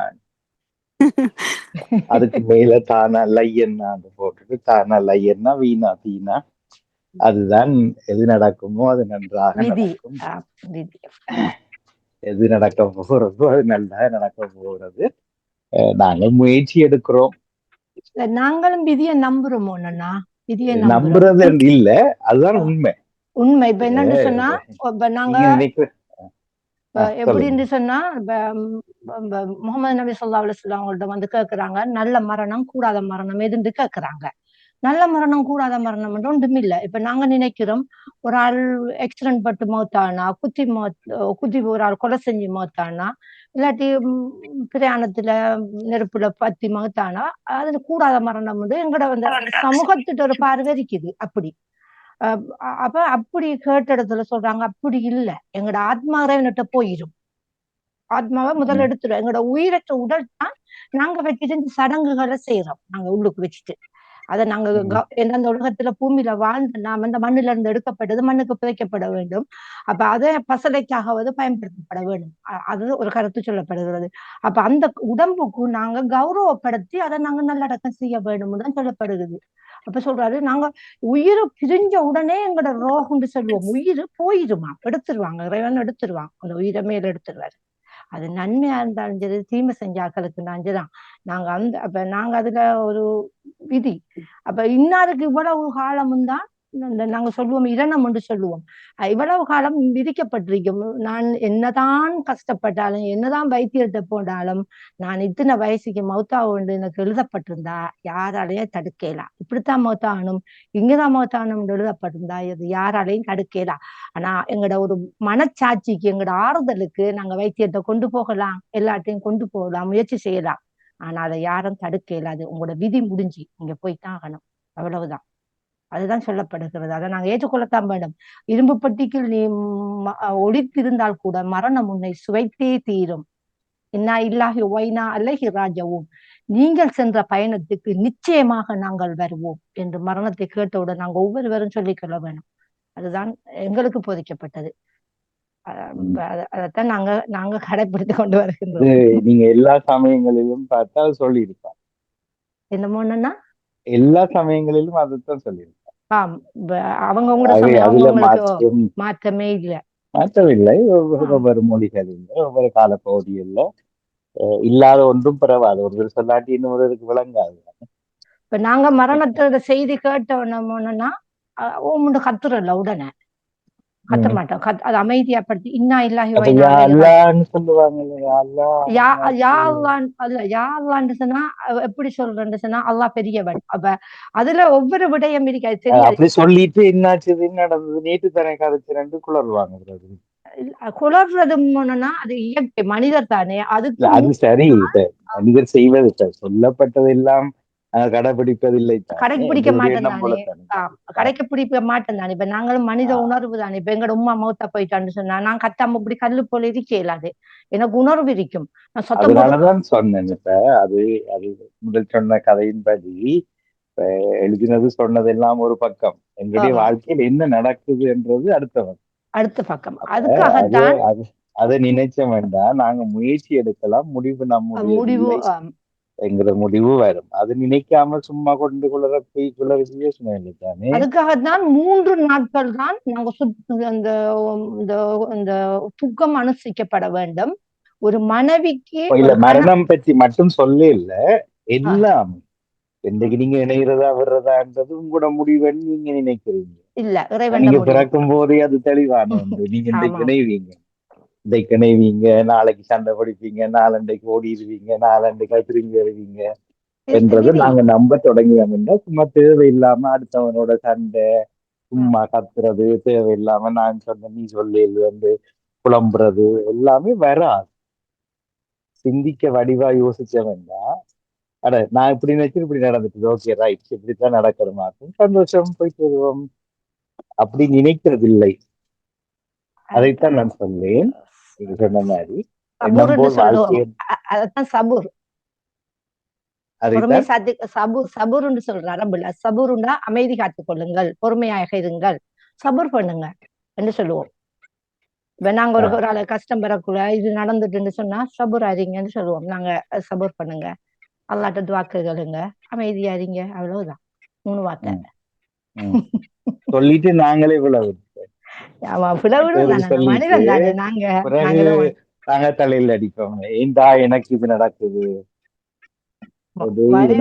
நாமளும் மனிதர்கள் தானே, மனிதர்கள் தானே நாமளும். அந்த அதுதான் எண்ணம் போல் வாழ்க்கை என்ன இப்ப பிழைச்சு ஏன் மனிதன் அப்படி எண்ணுகிறான் இல்லை. இப்ப தெரியாத வரைக்கும் தெரிஞ்சதுக்கு பிறகு அப்படியா இப்படித்தான் நடக்கணும் போல இருக்கு. நல்லது, நன்றி சொல்வோம் கடவுளுக்கு. எத்தனை பேர் வாழ்கிறோம் இல்லை. அதுக்குத்தான் நான் சொல்லியிருந்தேன் எண்ணம் போல் வாழ்க்கை என்று இருந்தாலும் எண்ணம் தெரிந்தாலும் ஒரு மனிதன் எண்ணாததுக்கு காரணம் அவனுடைய விதி. நீ எண்ண மாட்டாய், நீ நிறைவில் தான் இதை உணர்ந்து கொள்வாய் அப்படி என்று வரும். அல்லாஹ் அக்பர் நீங்க கேட்டீங்க தானே மோனா, அது அல்லாஹ் மிக பெரியவன் என்று சொல்லுவோம். ஒரு ஆச்சரியத்தை நான் அது சொல்றேன்னுடா யா அல்லாஹ் என்னாச்சு அது என்னண்டா சும்மா கதைக்கு சொல்லி பழகிட்டாங்க. சரியா யா அல்லான்னு சொல்ல. ஆனா அந்த அர்த்தம் அடுத்த வார்த்தை சொல்லக்கூடாது. அடுத்த வார்த்தை வந்து சொல்லக்கூடாது. அது கடவுளுடைய நாட்டம். அப்படி அதுக்காக அது சொன்னேன். நான் சொல்லி காட்டுனேன். நாங்க சும்மா பழக்கத்துல கதைக்கிறோம், இயல்பில் வாழ்வதில்லை இல்லையா.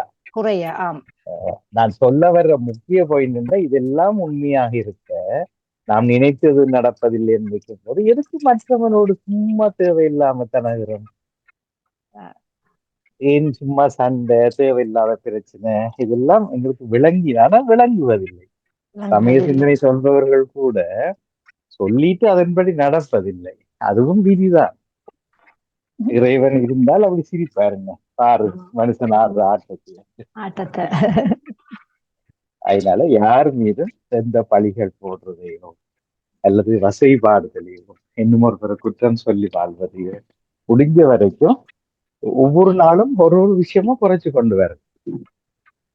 ஒரே நாள்ல மாற்றம் வராட்டில் கூட வரலாம். இதை என்னால் அனுபவிக்க முடியும்.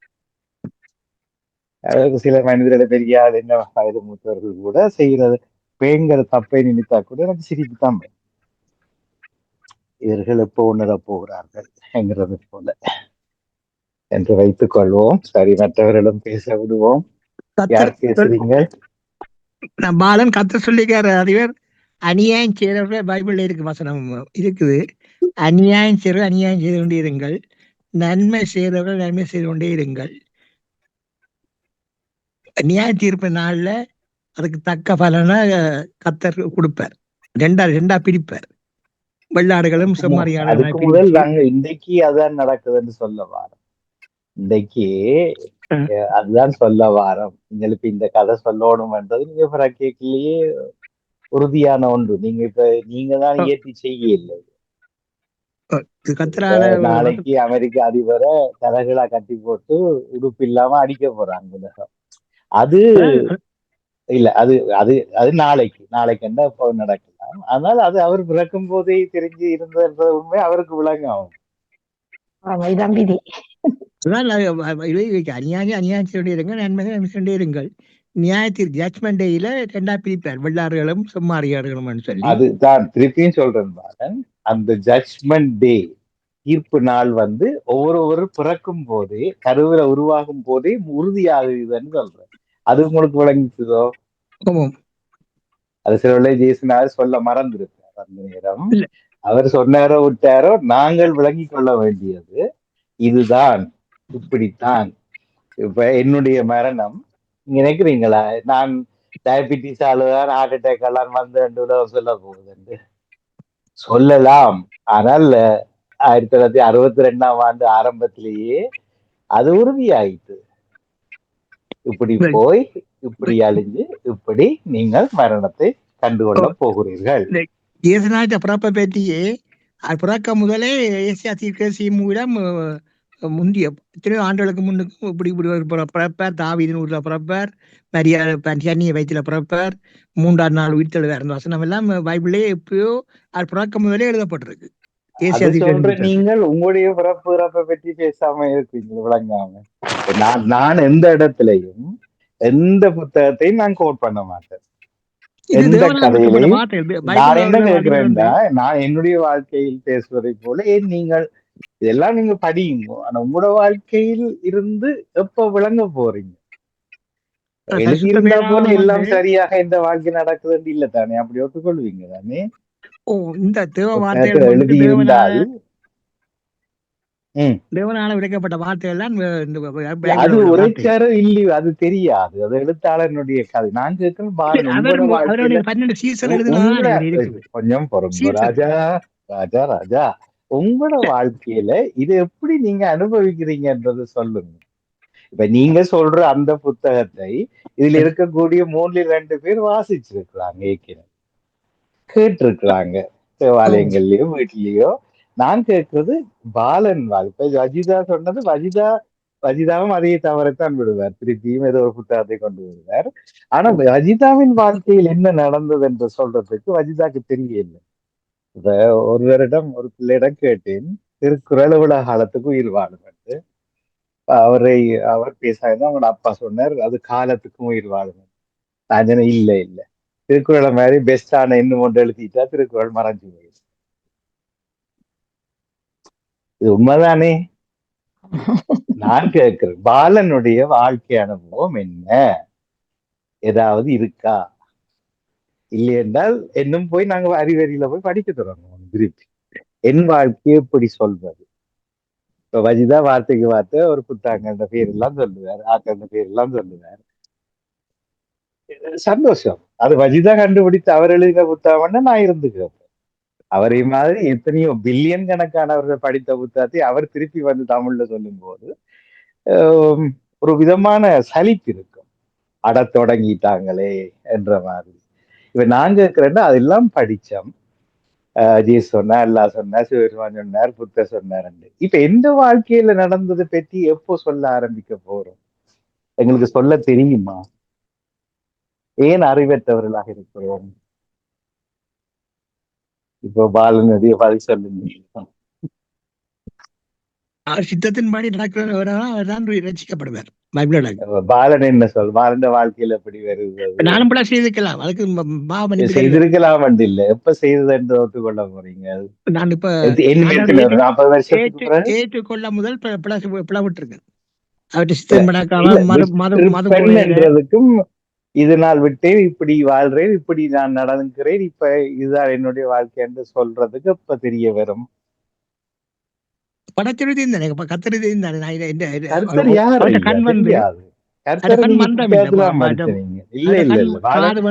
இந்த கதையை நிப்பாட்டுவோம். நான் திருப்பி ஒரு கடைசியை சொல்லி பாக்குறேன், உங்களுக்கு விளங்குதான்னு பார்ப்போம். பாலனுடைய வாழ்க்கை அனுபவம் என்ன, அது எப்ப சொல்லுவீங்க என்றதை கேட்கிறேன். உங்களுக்கு விளங்கினா சொல்லுங்க, இல்லைன்னா நாங்க அடுத்த போயிடலாம். காலம் முழுக்க காட்சி வருது. சுயசரிதை இல்லையா? இதெல்லாம் படிச்சீங்க, என்ன நடக்குது? இதெல்லாம் படிச்சீங்க, ஏ லெவல் போனீங்க, அதுக்கு பிறகு வேலை கிடைச்சா ஏ லெவல்ல படிச்சதை பயன்படுத்த இல்லை. சும்மா ஏ லெவல்ல படித்தேன், நான் ஏ லெவல் படித்தேன், அந்த பீட்டர் ஃபர்ஸ்ட் எழுதியிருந்தார் எத்தனை ஆளுக்கு சொல்ல போறேன் நான்? கடவுளுக்கு உயிர் இருக்குன்னு வைத்துக் கொண்டால் எவ்வளவு இவங்களை பற்றி அசிங்கமா நினைப்பார். ஆனா பாவி, இவங்களை படிச்ச நேரம் ஒரு 2 எலி வேல்யூ முதலையே படிச்சிருக்கலாம் என்று சொல்லி இருப்பாங்களா இல்லையா? விளங்கினா சொல்லுங்க, அப்படி இல்லாட்டி மௌனமா இருந்துங்க. அப்படி அங்க அதை கடந்து போயிடுவோம். என்ன இது ஏற்கனவே 1000 தடவை பேசப்பட்ட ஒரு பகுதி. அங்கால போறதுதான் சந்தோஷமா இருக்கும். சரி, வேறு யாரும் பேச வல்லோர்கள் இருந்தால் பேசுவோம், அல்லாவிட்டால் நாங்கள் தெய்வத்துக்குள் நுழைந்து செல்வோம். இளையோர் யோகா கேர் இருப்பார்கள் நம்புறீங்களா? இல்ல, இன்று இளையோர்களோட உரையாடலும் இல்லை என்று போட்டிருக்கிறபடியால நான் நினைக்கவில்லை. இல்ல, இளையோர் வரமாட்டது ஆரம்பத்திலே சொன்னோம். நீங்க அப்ப இணைய இல்லை. இருக்கு. அவர்களுக்கு இல்ல, அவர்களுக்கு நிகழ்ச்சி இல்லை. பெரியவர்கள் ஒரு 3 பேர் 4 பேராவது 3 பேர் இருந்தால் போதும். உங்களுடன் ஒரு 10 நிமிடம் 10 நிமிடம் ஆசனங்கள் செய்துட்டு நாங்க விட வேண்டும். சகோதரி காட்டுறது சீனரி வந்து சூப்பரா இருக்கு. ஆனா இந்த ஃப்ரெண்ட் போட்டிருக்காரு செங்காலன்ல இருந்து ஷினோ கொட்டி குமிச்சு விட்டுருக்கு. ஓ ஷினோ அது நடந்து இப்ப 3-4 நாள் ஆயிட்டுது. நேற்று போட்டிருந்தார். அது பழசு எடுத்து போட்டு லேட்டா போட்டு இல்ல அவர் ஒரு ஆபரேஷன் செய்து பைபாஸ் ஆபரேஷன் செய்து இல்ல அதுதான் சொல்றேன். அது ஏற்கனவே காலையில் சொன்னார்கள் வந்து கொட்டி கிடக்கு சுவிஸ்ல சொல்லி அது போன புதனும் வியாழன் சொன்னார். செங்காலன் நேற்று போட்டிருந்தவர், முந்தாலும் போட்டிருந்தவர். சரி. நீங்க அதை மணிக்கு அவர் நான் சொல்லி தெரியும். நீங்க அதை நீங்க ப்ரிஃபெக்டா இருந்தீங்களா? நான் அசிஸ்டன்ட் சீனியர் ப்ரிஃபெக்டா இருந்தேன். அது வரைக்கும் வந்தேன். எனக்கு இந்த ஃப்ரெண்ட் உதயகுமாரன் சொல்லி அவர்தான் என்ன வேற அந்த ஜெகநாதன் சீனியரா இருக்கும் போது நான் அசிஸ்டன்ட் சீனியரா அதெல்லாம் சொல்லி பிரியோசனம் இல்லையா. இன்றைக்கு என்னால என்ன செய்ய முடியுது தெரியும் எனக்கு. சரியா, அதெல்லாம் பழைய கதை. இன்றைக்கு நானால ஓட முடியுதா, நடக்க முடியுதா, கதைக்க முடியுதா? உங்களோட ரன் பண்றவரா 100 மீட்டர் ரன் பண்றவரா? சரி, இன்றைக்கு நடாம 100 மீட்டரோடு வேறாண்டு கேட்கணும். சந்தோஷம், நல்லது, பேசலாம். உண்மையில நான் கேட்டது வந்து அந்த இன்றைய நாள் போல ஒரு விடுமுறை, அதுவும் ஒரு சமய விடுமுறையில் அங்கு எப்படி இங்கு எப்படி என்றுதான் கேட்டிருந்தேன். பேசியவர்கள் ராஜினி அவர்கள், வஜிதா அவர்கள், பாரன் அவர்கள், இடையிடையே கொஞ்சம் போயிட்டோமோ இருக்கா பிரவாத பேசாத வாயெல்லாம் பிரவாத வாய்தான். ஆனா மட்டக்களப்பிற்கு தானே ஒண்ணுன்னா அதுல நல்ல விசேஷமாக இருக்கு. ராஜினி ஸ்ரீதரன் அவர்களை நிற்கிறார். கோயிலு போயிட்டோம். மற்றாக்கள் வணக்கம். கோயிலு போயிட்டோம். தாவமல கல்விராணி அவன் போயிட்டாவா? என்ன பார்க்க தெரியலையா அதுல ஆக்கள் இருக்கணுமா இல்லையா?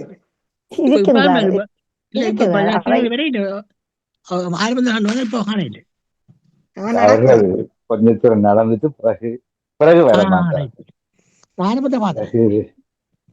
பிறகு பாவத்துக்கு வருவதில்லை. அவர்கள் தேவையை பயன்படுத்திட்டு அவர் அதுவும் விதிதான், என்ன செய்யறது என்ன. சரி, சொல்லுங்க, பேசுங்க.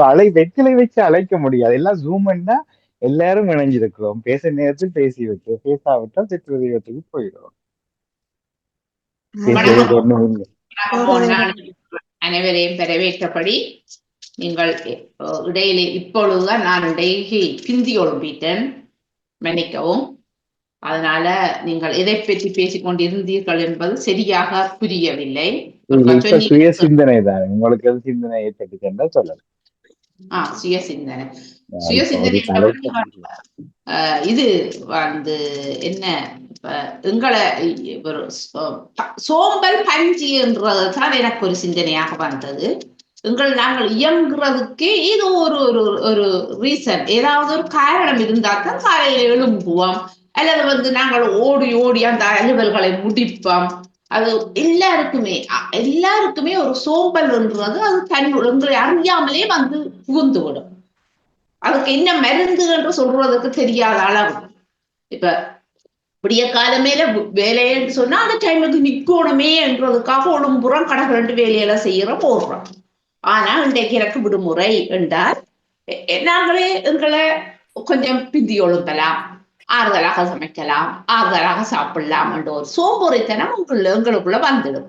இப்ப நேற்று கூட பிள்ளைகளுக்கு சொன்னா இந்த பிந்தி ஒழும்பிட்ட எல்லா வேலையும் பின்னுக்குத்தான் போகுதுன்னு சொல்லி முந்தி எழும்பினோம்னு சொன்னா முழு வேலையும் முடிச்சு அங்காலையும் ஒரு அரை மணித்தியாலும் ஒரு மணித்தியாலும் எங்களுக்காக காத்திருக்கும்.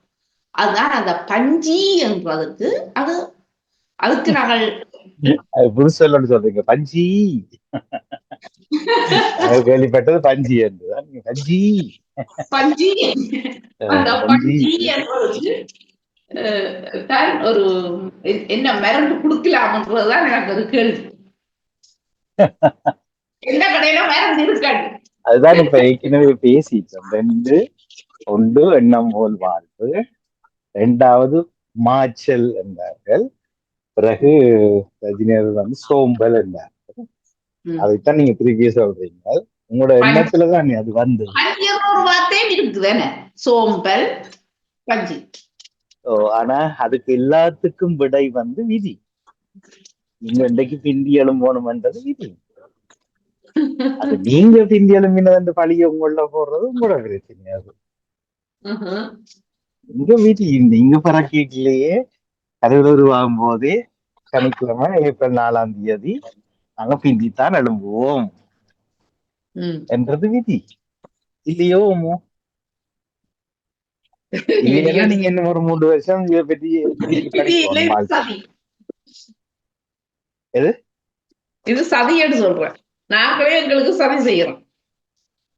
அது சரி செய்வதும் விதிதான். நீங்க செய்யற சரி இருக்குல்லோ, அது நீங்க செய்ய போறீங்கன்றதும் விதிதான். அதுக்கு நீங்க வெவ்வேறு பேர்கள் வச்சிருக்கலாம், விதியை கூட வேற பேர் வச்சிருக்கலாம். இந்த வஜிதாருள் குரான்ல இருக்குன்னு சொன்னார். அதுக்கு முதல் வந்த வாசகம் கீதா உபதேசம். அதுல வந்து சொல்லப்பட்டிருக்குல்ல, எது நடக்குமோ அது நடக்கும், எது நடக்கிறதோ அது நன்றாகவே நடக்கிறது, எது நடக்க போகிறதோ அது நன்றாக நடக்கும். பாலம் சொல்லுவார் அது பைபிள்லையும் இருக்கு. என்ன ஒரு சொல்லுவார் அது எங்கிற புத்த சமயத்திலையும் இருக்கு. சமயம் எல்லாம் புத்தகத்திலும் எழுதியிருக்கு. எல்லாம் உண்டு. பிரச்சனை என்னன்னா அதை எவ்வளவு தூரம் நாங்க விளங்கி இருக்கிறோம். இது இப்படித்தான் நடக்கும், இது விதி. பேசுவோம். எல்லாமே ஒன்றுதானே. ஒரு நாளைக்கு பிந்தி எழும்பினா என்ன, ஒரு நாளைக்கு எழும்பாமலே விட்டா என்ன, ஒரு நாளைக்கு சமைக்காம விட்டா என்ன, 5 நாட்கள் ஒரு அழுப்பாவே விட்டா பெரிய ட்ரெஸ்ட் ஆயே ஓடுதில்லை. இல்ல இப்ப நீங்க நினைக்கிறீங்கன்னா, இப்ப என்னுடைய ஒரு நண்பர்கிட்ட கதையை சுருக்கமா 2 வரியில சொல்லிட்டு, அவர் மாஞ்சு வேலை செய்வார். இப்ப கொஞ்ச நாளா கேன்சருக்கு ட்ரீட்மெண்ட் செய்கிறார். அவருடைய கவலை, நான் நின்றுட்டேன்டா அப்படி அந்த வீடு நின்றும், உழைப்பில்ல, வீடுக்கு மோர்கேஜ் கட்ட இயலாது, வாழ்க்கை பிரச்சனை அடியாபடியா. ஆனா அவரை கனதரவு விளங்கப்படுத்தினான். இப்படி சொன்னாக்கள் இறந்ததுக்கு பிறகு அந்த குடும்பம் நல்லா இருக்குது. இவற்றை டென்ஷனால அவங்களுக்கு பிரச்சனை, வீட்டுல மனைவிக்கு பிரச்சனை, பிள்ளைகளுக்கு பிரச்சனை, இந்த அந்தரிச்சு கொண்டே இருக்கு. இப்ப கடவுள்கிட்ட கும்பிடுவாராம், என்ன இருக்க விடு என் குடும்பம் தவிச்சு போயிடும். உங்கள்கிட்ட அதே கேள்வி கேட்கிறோம். சரியா? இப்ப நீங்கள் இல்லாம போயிட்டு இந்த குடும்பம் நடுத்தரவுல ராபிச்ச கேட்டோன்னு அலைவிடும் ஒவ்வொரு இரவா. அப்ப ஏன் நாங்கள் அதை நினைக்கிறோம்? இப்ப நீங்க சொன்னீங்க தானே, ஒரு நாளைக்கு எழுமாவட்டா எல்லாமே போச்சு.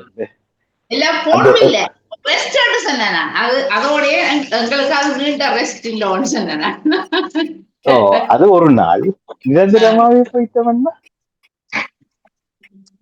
நீங்க நினைக்கிறீங்களா யாராவது கஷ்டப்படுவீங்க வந்து? அறியாமை மோனனா நான் ஒரு எத்தனை மறந்து போன 10க்கும் மேற்பட்ட குடும்பங்களை பாக்குறேன். அந்த இருக்கிற இதுவே சொன்னேன், ஞாபகம் இருக்கலாம். அந்த அம்மாக்கள் எல்லாம் அப்பா கணவர் இறந்ததுக்கு பிறகு 2 காலையும் அப்படி நீட்டு நிமிந்து கொண்டு உல்லாசமா இருப்பாங்க பப்ளிக்ல. எனக்கு என்ன பிரச்சனை? யாருக்கு நான் பதில் சொல்லணும்?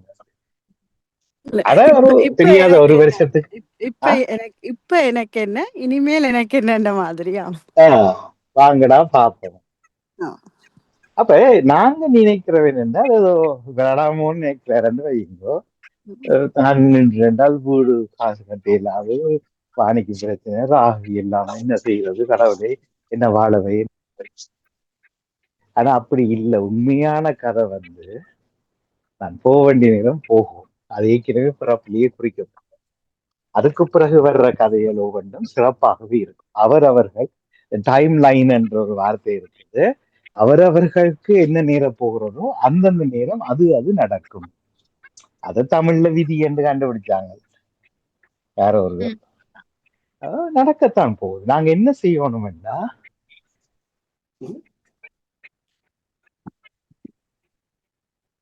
என்னாச்சு? குரல் வரையில அன்னிக்கோணும் என்னுடைய இயர்போன் சக்தி இழந்து விட்டது பாத்தீங்களா? அது 62ஆம் ஆண்டே நடந்த முடிவானது. இப்ப பவர் போகுது எனக்கு. கேக்குறதா? இப்போது கேக்குறது. சரியா? இல்ல இயர்போன் போட்டுட்டுன்னா அது பவர் போயிடுச்சு. பாத்தீங்க, நான் ஏதோ நினைச்சேன் 20 சார்ஜர்ல போட்டேன். அது போட்டு மண்டி இருக்கேன். அது நீங்க குர்ஆன்னு சொல்லலாம், பைபிள்னு சொல்லலாம், சிவபுராணம்னு சொல்லலாம், பகவத்கீதைன்னு சொல்லலாம். அதைத்தான் நாங்க சொல்ல வந்தோம். அப்படியே ஒரு நாளைக்கு நித்திர வேணும் வேண்டாம், அப்படியே போட்டு கட்டி போட்டு படுங்க. பிள்ளைகளுக்கு என்ன சாப்பாடு, கணவனுக்கு என்ன காலை சாப்பாடு, இதெல்லாம் யோசனை இல்லை. ஒரு நாளைக்கு நாங்கள் தனிச்சு விடப்பட போகிறோம் இல்லையா? சிவாஜி நேரம் இந்த இதுக்கு பதில் சொல்லணும். அது உண்மைதான். அவர்கள் இயங்குவார்கள், மிக அழகாக இயங்குவார்கள். அது எனக்கு நல்ல.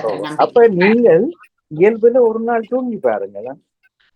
ஒரு நாள் சொல்லுங்க, முதல் நாள் புத்திசாலித்தனமா சொல்லலாம், நாளைக்கு நான் இருக்க மாட்டேன், எங்க இருக்க மாட்டேன், அறைய விட்டு வர மாட்டேன், டொய்லெட்டுக்கு போயிட்டு திரும்பி வந்து படுத்துருவேன், நீங்க எல்லாரும் அவரை பாருங்கன்னு சொல்லி நீங்க வந்து டிவிய கேமராவை பூட்டிட்டு கவனிங்க. அப்ப அவங்க இயங்குறது தான் இயல்பான மனிதர்கள்.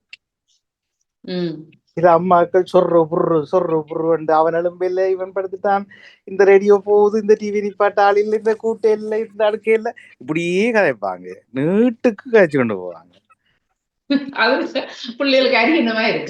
அரியணம் இல்லை, சத்தியான பிரச்சனை இது. ஆனா வெளியில சொல்லி இல்லாது பேசாம இருப்பாங்க. சரியா? அப்படி என்றைக்குல அதுதான் கதை.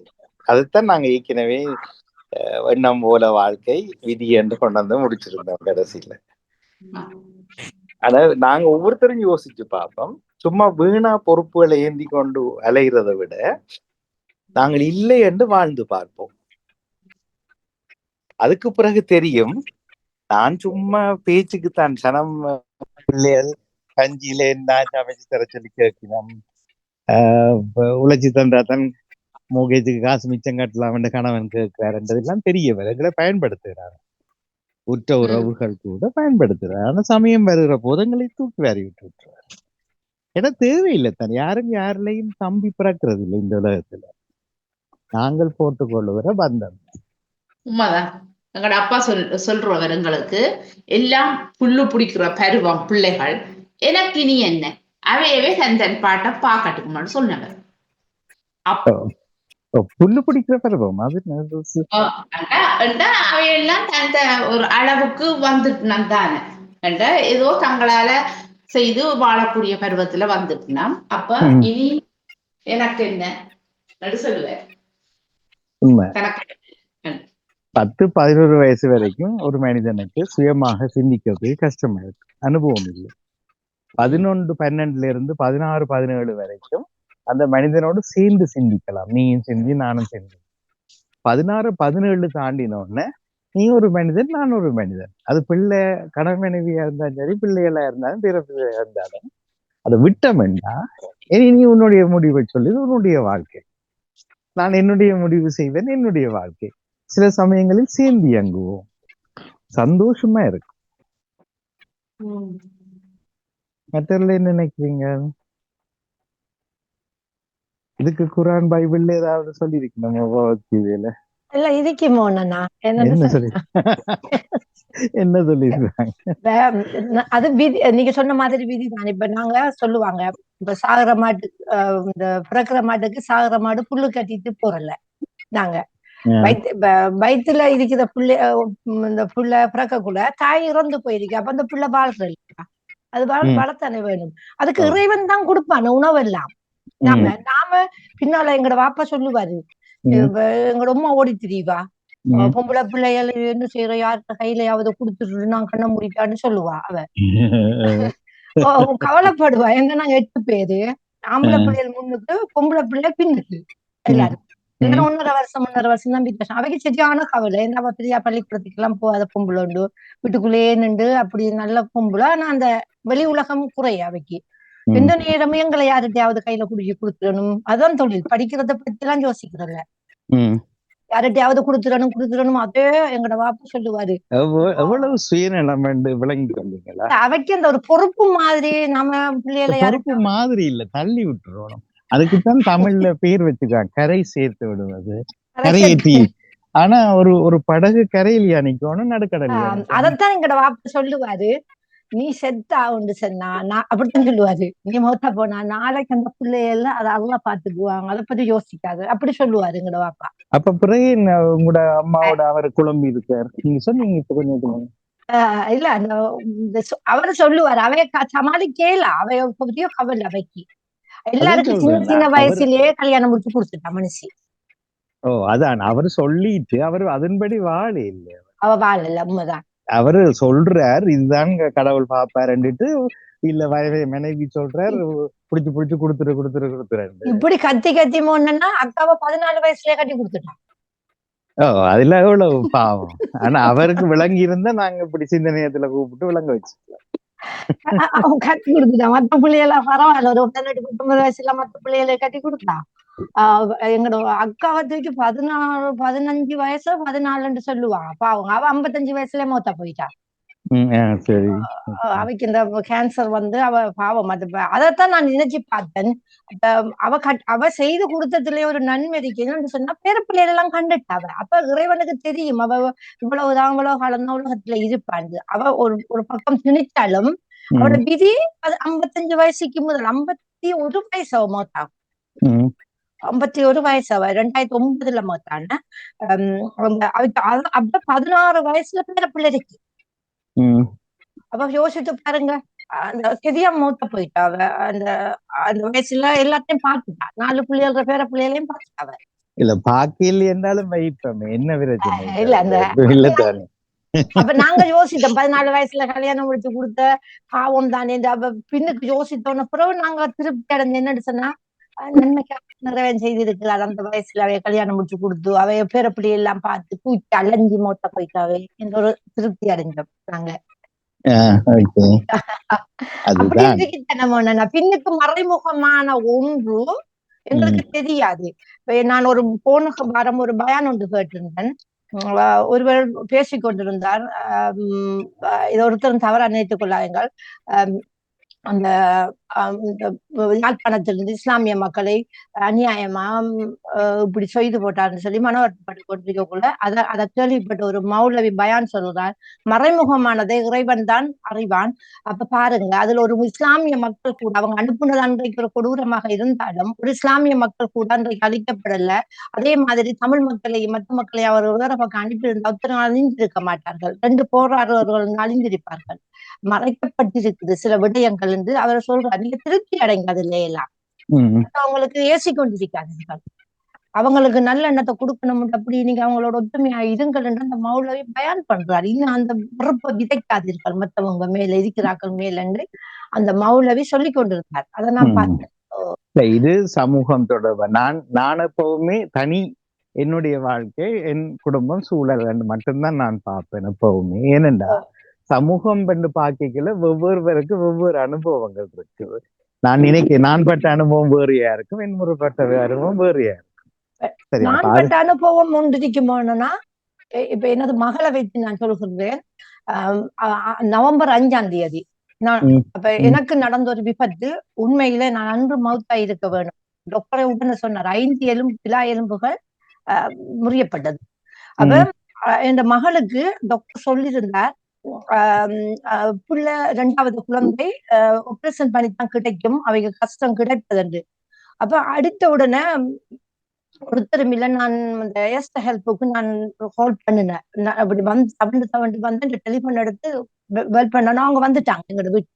வந்தவன அவங்க சொன்னாங்க ஃபெமிலிக்கு அறிவிக்க வேணும். அப்ப எனக்கு நம்பர் சொல்ல முடியல. அடுத்தது கொண்டு எனது 4 பிள்ளைகள பேரையும் நான் சொன்னேன், அதுல இருக்குது. அப்ப உடனே அவங்க 6 பேருக்கு அடித்தார்கள். அப்ப எங்க மகளுடன் அழுது கத்திரிக்கா, அதோட அவைக்கு வருத்தம் வந்துச்சு. எனக்கு தெரியா, அவைய உடனே ஹாஸ்பிட்டலுக்கு கொண்டு போய் 10 நிமிஷம் இல்லையா காருக்குள்ளேயே அந்த பேபி கிடைக்கக்கூடிய தன்மை வந்துட்டு, நான் இந்த ஹாஸ்பிட்டல்ல சாண்டம் ஹாஸ்பிட்டல்ல என்ன அட்மிட் பண்ணி எனக்கு சிகிச்சை நடந்து கொண்டிருக்கிற இரவு 10 மணி வரையும். அங்க அவட மாமி கொண்டுட்டு ஓடி இருக்கிறா, மாமி மாப்பிள்ளையும் கொண்டுட்டு போய் 10 நிமிஷம் இல்லையா அந்த குழந்தை கிடைத்தது. அப்ப பாருங்க, இவர் ஒரு ஆள் சொன்னாரு, அம்மம்மாவை உளுத்தாட்டிட்டு அந்த பிள்ளை வந்திருக்குது, நல்ல தருணமான்னு கேட்டாங்க. நான் சொன்னேன், மாம் நல்ல தருணம் வேணும்னு சொன்னா, அந்த பிள்ளைக்கு ஆபரேஷன் என்று சொன்னது சும்மா நோமலா கிடைச்சிருக்குது. ஒரு தீமையில கூட நன்மை நடந்திருக்கிறது. நான் திருப்தி அடைந்தேன். எனது பேர குழந்தை அந்த டைம்ல நான் சந்தோஷப்பட்டேன். எனது குழந்தை நான் விழுந்தாலும் அந்த குழந்தை ஒரு பக்கம் நன்மை நடந்திருக்கு, ஒரு பக்கம் தீமை நடந்திருக்குது. நான் பார்க்க வேணும். அப்ப அந்த பச்சை குழந்தை மேல அப்படியே பழிய சொல்றாங்க முன்னா. இல்ல அதுதான் சொல்றேன். நான் உங்களை திருப்பி இந்த நேரத்துக்கு கொண்டு வந்து 3 வருஷத்துக்கு நாங்க அறிவறி வகுப்புல இருந்து தொடங்கணும் திருப்பி. அந்த பச்சை புள்ள என்னையே பார்க்கல. நான் 40 நாளைக்கு பிறகு இந்த குழந்தைய கொண்டு வந்து நான் பார்த்தேன். அம்மம்மாவை உளுத்திட்டு அந்த புள்ள வந்துருக்கு. அது கூடாத காலமா அவங்களோட நாக்கால அப்படி சொல்றாங்க. அந்த புள்ளைய ஒரு பூமிக்கு அப்பதான் வந்திருக்கு. விஷயம் விளங்கிட்டது. என்ன சொல்ல வர்றேன்னா, அவர்கள் அவரும் இஸ்லாமா இருந்தா முஸ்லீமா இருந்தா அவர் குர்ஆன் படிச்சிருப்பார். இஸ்லாம் மக்கள் சொல்லல, அப்ப மற்ற மதத்தவர்கள் நான் சொல்ல விரும்பல. சரி, அது அப்ப மற்ற மதத்துல அவைக்கு இருக்கிற ஒரு புத்தகத்தை அவர் படிச்சிருப்பார். ரேடியோல வந்து சிந்தனையும் சொல்லியிருப்பார். ஆனா அவருக்கு அது விளங்கி இல்லை. இப்ப பாலனிடம் நான் கேட்டேன், பாலன் எதுக்கு எடுத்தாலும் பைபிள் எடுப்பார். ஆனா பாலன் தன்னை பற்றி காய்க்க சொன்னா பாலனுக்கு காய்க்க தெரியா. ஏன்னா அவர் நினைக்கிறார் கதைப்பார் தெரியும். அவரை கேட்டா இப்படி ஆயினீங்கன்னா நீர் மணிக்கணக்கா காய்ப்பார். ஆனா அவருக்கு அது சொல்றது புரியாது. மற்ற இதுக்குள்ளாலதான் நான் சொல்லணும், இப்படி சொன்னாதான் சொன்னதா இருக்கும், அப்பதான் எனக்கு எதுவும் ஆசீர்வாதம் கிடைக்கும். அதே மாதிரி நீங்க சொன்ன அந்த குறிப்பிட்ட குடும்பத்துக்கு நாங்க அதை சொல்ல வேண்டிய அவசியம் இருக்குன்னா, நீ படிச்சிருக்கிற தருணம் கொண்டும் விளங்கி இல்லை. நான் சொன்னேன் என்ன இதான் விதி வந்திருக்கு, இப்படித்தான் நடக்கணும்னு விதி. அந்த பிள்ளைய நான் பார்க்கணும்னு இருந்தேன். நான் லீவ் எடுத்து முதலாளியிடம் கேட்டேன், என்னால பார்க்க முடியல. அதான் விதி, இப்படி நடக்கணும் இருக்கு. ஆனா என்ன அந்த பிள்ளைய லேசாக்கி இறைவன் கொண்டு வந்திருக்கான் என் பிரார்த்தனை மூலமாக உலகத்துக்கு. நான் 40 நாளைக்கு பிறகு அந்த குழந்தைய தூக்குனேன். இந்த பிள்ளைய குழந்தை இந்த வீட்டை தான் காட்டுனாங்க. நான் போகல. 3 மாதம் நான் பெற்றில் இருக்கும் போது எனக்கு அந்த பொம்பளை சொன்னது மனசுல அப்படியே தச்சிக்கு மனசுல. ஆனால் கடவுள் படைப்பு தானே, அவர்களும் அறியாமையில் இருக்கிறார்கள். அதுதான் அறியாமைங்கிறது அவர்களுக்கு சூழ்ந்திருக்கிறது. ஆனா அதே தவிர நாங்க தவற விட்டுக்கூடாதுன்றதுதான் என்னுடைய பக்கம். அத சொல்லுவார்கள் மோனா. ஒரு இந்த கணவனை இழந்த ஒரு மனைவி, அது இயற்கை தானே. அந்த தாலி எடுத்து கொடுத்து அந்த ஏதோ ஒரு பிரச்சனையால அவங்களோட கல்யாணம் குழஞ்சு போனா கூட அந்த பொம்பளைய சொல்லுவாங்க அப்படியே முன்னுக்கு. அதெல்லாம் கூடாத செயல்கள், அது விதி. இவ தாலியை தூக்கி கொடுத்ததாலாம் இந்த கல்யாணம் குழஞ்சது.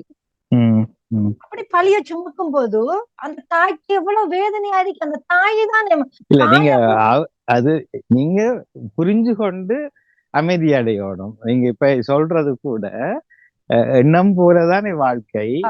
அவர் எண்ணம் போல பேசினார், நீங்கள் உங்கள் எண்ணம் போல அவரை விளங்கி கொண்டீங்க. நீங்க அதையும் திருப்பி தூக்கி இல்ல தாயை விட யாராவது அது வேற இருக்கலாம். திருப்பியும் வாரன், நீங்கள் உங்களோட எண்ணம் போல இதை பற்றி யோசிக்கிறீங்க, கோவப்படுறீங்க. அவர் தன் எண்ணம் போல அது சொன்னார் என்றதை இன்னும் ஒத்துக்கொள்ள மறக்கிறீங்களே. எண்ணம் போலதானே வாழ்க்கை. இல்ல அது சொல்லிட்டு செய்யாம விட்டுறோம். அதான் அந்த கதை. சரி, நாங்க ஒரு சின்ன ஒரு டாபிக் மாற்றத்துக்கு நீங்க சொன்னது விளங்கிட்டு எனக்கு. நாங்க புரிஞ்சு கொள்ளணும், அது அவருடைய விதிப்படி அவர் பேசுகிறார். பாலன் சொன்னதன்படி தீர்ப்பு நாளில் அவருக்குரிய தீர்ப்பாயத்தில் வழங்கப்படும். அவ்வளத்தையும் யோசிக்கிறதுக்கு எங்களுக்கு பக்குவம் வரணும். நீங்க சொல்ற அந்த பக்குவம் வந்தாலும் அவர்கிட்டயே திருப்ப அதையே கேட்டுக்கொண்டிருக்க முடியுமா? இல்ல, நீங்க அவர் சொல்றது அவருடைய எண்ணம், நீங்கள் கேட்கறது உங்களுடைய எண்ணம். இதுதான் அவற்றை சொல்றது அவற்றை விதி, நீங்க கேட்கறது உங்களோட விதி. ஆனா கேட்டுட்டு அதை பற்றி கோவப்படுறது உங்களோட அறியாம. உங்களுக்கு அந்த விலங்கியல் எண்ணம் போற வாழ்க்கைன்றது தத்துவம் விலங்கியல் உங்களுக்கு. அதைத்தான் நாங்க கொஞ்சம் கோபமா சொல்ல வரணும்னா, நாங்க படிச்சிருக்கிறோம், ஆனா எங்களோட வாழ்க்கையில கடைப்பிடிக்கிறோம் இல்லை. நானும் அப்படி இருந்து கொஞ்சம் கொஞ்சமா அதுல இருந்து மாற பாக்குறேன். ஏன் இவர் என்ன பேசுறாரு, ஏன் இவர் என்ன எனக்கு மீது தொடர்ந்து எச்சி ஊப்புறாருண்டா, அது எனக்கு இப்ப விளங்க தொடங்குது. அது அவருடைய பக்கம். நானே அதை பெருசுபடுத்தினாத்தான் எனக்கு சிக்கல். நான் பெருசுபடுத்தாம உங்களுக்கு உதவி தேவைப்படுது, இந்த நம்பர் இதுதான் கொடுத்துட்டு போற பக்குவம் எனக்கு வேற இல்லையே. பிறகு நாங்க தத்துவத்தை பற்றி இளங்காட்சி சொன்னது நாங்கள் சொல்லுங்க. நீங்க திருப்பி நீங்க சொன்னது தொடர்ந்து அதான் அந்த கௌசல்யா அவர்கள் சொல்லுவாரு, என்ன இழிச்ச வாயரன் நினைச்சிருவீங்க. நான் நினைச்சா என்ன இப்ப பொறுங்கோ அவரையே எடுப்போம். சரியா, கௌசல்யா அக்காவுக்கு அவருக்கு போய் காட்டி அவரை பேசின ஆக்கள் எல்லாரும் இப்ப என்ன மாதிரி கௌசல்யாக்கா அவருக்கு தண்டனை கொடுத்து இப்ப என்ன வாழ்க்கைக்குள்ள வந்திருப்பார். அது முடிஞ்சு போச்சு. அது அவர் அப்பவே யோசிச்சிருந்தா தான் பெற்ற கல்வி என்ன ஞானத்தால் அவர்களை மன்னிக்கிற பக்குவத்துக்கு நான் ஆளாகணும், கண்டுகொள்ளக் கூடாதுன்னு நினைச்சிருப்பாரோ இல்லையோ. இன்றைக்கு அவர் நினைப்பார், நினைக்கல. அந்த இடத்துல கௌசல்யா அவர்கள் இல்லை, எங்களோட இல்லை. அப்ப நாங்களும் கொஞ்ச காலத்துல இப்படித்தான் ஆக போறோம். அப்ப வஜிதா அவர்கள் பட்ட கோவத்தை சாதகமா மாத்தி அந்த ஜீவனுக்காக கடவுளிடம் மன்றாடுகிற ஒரு பக்குவத்துக்கு வஜிதா வந்தா வஜிதாவின் மறுமையிலும் அவர் சிறப்பாக வாழ்வார். இதுவே மோன்னா நீங்க சொன்ன மாதிரி வஜிதாக்கா வேற நேரம் சந்திச்சாரு. அது வீட்டுக்குள்ள இருக்கிற ஒருவரா இருக்கலாம் மோன்னா, அல்ல காற்றில வாரத்துல ஒரு நாள் சந்திக்கிற ஒருவரா இருக்கலாம். அந்த பேச்சை கேட்டு அந்த கோபம் வர்றதுக்கு இதுவே அது எப்படி தொடர்றதா மோனா, அதை எப்படி தவிர்த்து கொள்றதா? இல்ல, அவரை புரிஞ்சு கொண்டுட்டீங்கன்னா இப்போ ஒரு சிறப்பு குழந்தைகளுடைய மாதம்க்கு ஒரு சிறப்பு குழந்தைய நாங்க புரிஞ்சு கொண்டோம்.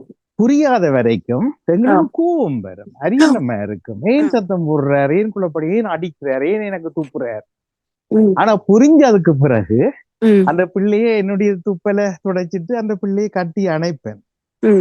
அந்த புரிதலுக்குள் வருவதை இந்த புத்தகங்கள் பைபிள், குரான், பகவத்கீதை போன்றவை தடுக்கின்றன என்பதுதான் என்னுடைய பக்கம். திருக்குறள் எப்படி திருக்குறளை நம்பிட்டு இருக்கிறது, திருக்குறளை விட இன்னும் ஒன்று செய்ய தெரியாததுனால நாங்க. அப்ப நீங்க கேட்டதுக்கு என்னுடைய பதில், நான் அவர்களை புரிந்து கொண்டு அவர்களை அணைக்க தொடங்க வேண்டும். கடவுள் எனக்கு இப்படி ஒரு காட்சி ஏன் தந்தாருன்னா, நான் அவர்களை பார்க்க வேண்டும், அவர்களோடு நான் அணைந்திருக்க வேண்டும். அவரோட இப்ப முன்பு வாழ்வெட்டு ஈஸ்டாமில் மற்றவர்களும் கதையுங்க, இல்லாட்டி நான் எந்த வாய் காய்ச்சி இருந்தேன். வாழ்வெட்டு நடக்கிற போது நான் சன்ரைஸ் ரேடியோல அறைகோல் விட்டேன். அப்ப சின்ன வயசு, எனக்கு 32க்குள்ள கல்யாணம் கட்டே இல்லையா, 32 விட குறை. அந்த நேரம் நான் அறைகோல் விட்டேன். நான் இந்த இளையவர்களை பார்த்து நான் சொல்றேன், நான் இருப்பது ஈஸ்டம், அது என்னுடைய தலைப்புல சொல்லும் போது, நான் உங்களை சந்திக்க விரும்புகிறேன், நீங்க என்ன உதவி என்றாலும் என்னிடம் பேச. இது ஒரு தலைப்பாக எடுத்துனான். சரியா? ஆனா எனக்கு அடுத்த நாளே டாக்டர் நித்யான் சொல்லி போட்டார், மற்ற அறிவிப்பாளர் கத்தினம், இவர் கதை பேர் எங்களுக்கும் வாழ்வெட்டு விழ போகுது, அது சொல்ல வேணாம், அந்த நிகழ்ச்சி செய்ய வேணாம் விட்டார். ஆனா ஈஸ்டாமில காண்ற எல்லாருக்கும் சொல்லுவேன், ஏனென்றா ஒருத்தர் கேட்டாரே, அவங்களுக்கு உதவி தேவை, அவர்கள் ஏன் போதைக்கு போறார்கள், அவர்களுக்கு எங்கட பாசம் தேவை. மற்றது நான் நினைக்கிறேன், இவர்கள் பெரிய விஞ்ஞானிகள், பெரிய ஆற்றலுடையவர்கள். என்ற பிறப்பின் மகிமை எனக்கு அப்பவே விளங்கினது. ஒரு குழந்தை பிறந்தால் அது தீய குழந்தையாக மண்ணில் இருக்காது. அப்படி கேட்ட போது எனக்கு யாரும் வரையில்லை. 2009ஆம் ஆண்டு இலங்கை யுத்தம் நிறைவடைய இந்த பிள்ளையில நின்றுட்டாங்க. அது வரைக்கும் சும்மா போறவன் வரவனுக்கு எல்லாம் வாழ்வெட்டு என்ன, சரிதானே? அப்படி இருந்தது. இப்ப நீங்க காய்ச்ச கதையில எனக்கு அப்ப அறியாம செய்தனா, இவங்களுக்கு உதவி செய்யலாமா, என்னால எனக்கு முடிஞ்சது. இப்ப நான் அறிஞ்சு செய்யறேன். நான் 8 வருஷமா சிறப்பு குழந்தைகளோடையே நான் வாழ்றதுக்கு காரணம், என் நினைவுல எப்பவுமே வரும், அவர்கள் குழப்படி செய்யல, அவர்கள் படைப்பில் சிறப்பாகவே தான் இருக்கிறார்கள்.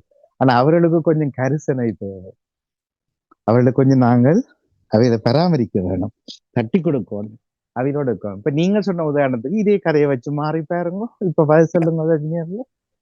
அது சரி விளங்குறது போனா, விளங்கினாலும் அந்த அவர்களுடைய பேச்சுக்கள் எங்களை தாக்கும் போதோ அல்லது ஒரு புரியாம திட்டும் போதோ சரி, அதை நாங்க ஏற்றுக்கொள்றோம்னா என்ன வேணும் அப்படி நினைக்கிறேன். அதுதான் கேட்கிறேன், எண்ணம் போல வாழ்வு என்றதெல்லாம் பொய்க்கு போயிட்டுது. பைபிள்ல இருந்தது, குரான்ல இருந்தது சும்மா பொய்க்கு போயிட்டுது. நீங்க அதை விளங்கி கொள்ள. இது என்னுடைய அவருடைய எண்ணம் போல வாழ்வில் அவர் அப்படி செய்தாலும் என்னுடைய வாழ்வில் அவரை நான் நேசிக்க வேண்டும். இதுதான் கடவுள் எனக்கு தந்திருக்கக்கூடிய ஒரு வாழ்க்கை. அவ யார் இவர்கள் எல்லாம் பார்க்கிறது? யார் இப்படி மனநோய் வாய்ப்பட்டவர்களை, போதைக்கு அடிமையானவர்களை, சண்டித்தனம் பண்ணுகிற ரவுடிகள் எல்லாம் யாரு பாக்குறது? முடிவாக யார் இதை சொன்ன போனா நான் கடவுளாகவே இருக்க விரும்புகிறேன். முடியாம போனா அது வேற கதை. ஆனா நான் கடவுளாக முடிஞ்ச வரைக்கும் கடவுளாக மாற முயற்சிக்கிறேன் என்றால் எனக்குள்ள இருக்கிற கடவுளை வெளியில கொண்டு வர்றதுக்கு நான் இப்ப விளங்கிக்கோ. இதனாலதான் எந்த புத்தகத்தையும் நான் கதைப்பதில்லை, எந்த கடவுளையும் நான் நம்புவதில்லை. என்ன எனக்குள்ளேயே கடவுள், அது நானாகிற கடவுளாக இருக்கிற போது இந்த விளக்கம் வந்ததுக்கு பிறகு நான் எதுக்கு தேடணும் வெளியில வேற புத்தகத்துல கடவுளை வேற புத்தகத்தை தேடுபவர்களுக்கு இன்னும் அறியாமை, அவர்களுக்காக நான் பரிதாபப்படுகிறேன். நிச்சயமா பரிதாபப்படுறேன். அவர்களும் ஒரு நாள் உணர்ந்து கொள்வார்கள். அப்படி ஒரு நிலை வந்தா சந்தோஷம். ஆனால் அப்படி உணர்ந்து கொள்வார்கள். நீங்கள் உணர்வு அப்படி உணர்ந்து கொண்டா சந்தோஷம் வந்து முடிக்கிறீங்கன்னா சில நேரங்கள்ல ஒரு சிலர் சொல்ல கேட்டிருக்கிறேன், வேற ஒரு சிலர் எளியவர்கள் சொல்ல கேட்டிருக்கிறேன், அவர்கள் அந்த நிலையை உணரும் போது மிக வருத்தப்படுவார்கள் என்ற வரிய இறுதியில முடித்தார்கள். அதான் விதி என்று சொந்து கண்டுபிடிச்சோமே, அது அவருக்கு விதியாக போகிறது. அது இப்ப இல்ல, அவர் பிறக்கும் போதே அது நியமிக்கப்பட்டது. நாங்களே நியாய தீர்ப்பை ஏன் நாங்கள் அந்த தீர்ப்பை நாங்கள் சந்திப்பதன் மூலமா கொடுக்க வேண்டும்? ஏன் அந்த பிறகு வரிதா நம்புற அந்த மறுமை வாழ்க்கையிலே துன்பத்தை நான் அனுபவிக்க வேண்டும்? அறியாமையில் மௌனன்னா சொல்வது சரியாக இருக்கிறது. என்னென்று சொன்னா, நான் இதை கண் கூட பார்த்திருக்கின்றேன். இப்ப எல்லாருக்கும் தரிசனி சொன்ன மாதிரி எங்கள்கிட்டையும் கொஞ்சம் கோவப்படுற தன்மை, வேதனைப்படுற தன்மை இருக்குது. எனது தோழியிடம் அதை நான் காணவில்லை. அவைக்கு 3வது குழந்தை. வைத்தியர்கள் இங்குதான் இருக்கிற செல்வி அக்காக்கும் தெரியும், அவைய நேரிலே பார்த்திருக்கின்றார். அவங்களுக்கு சொன்னாரு, இந்த குழந்தை இந்த மாற்றுத்திறனாளி குழந்தையாக இருக்குது, அழித்து விடுங்கள் என்று வைத்தியரிங்க சொல்லியிருந்தார்கள். அவ என்ன சொன்னான்னு சொன்னா, முண்டமாக பிறந்தாலும் இது இறைவன் தந்த கிஃப்ட், எனக்கு நான் அழிக்க மாட்டேன். அவ சொன்ன வார்த்தை.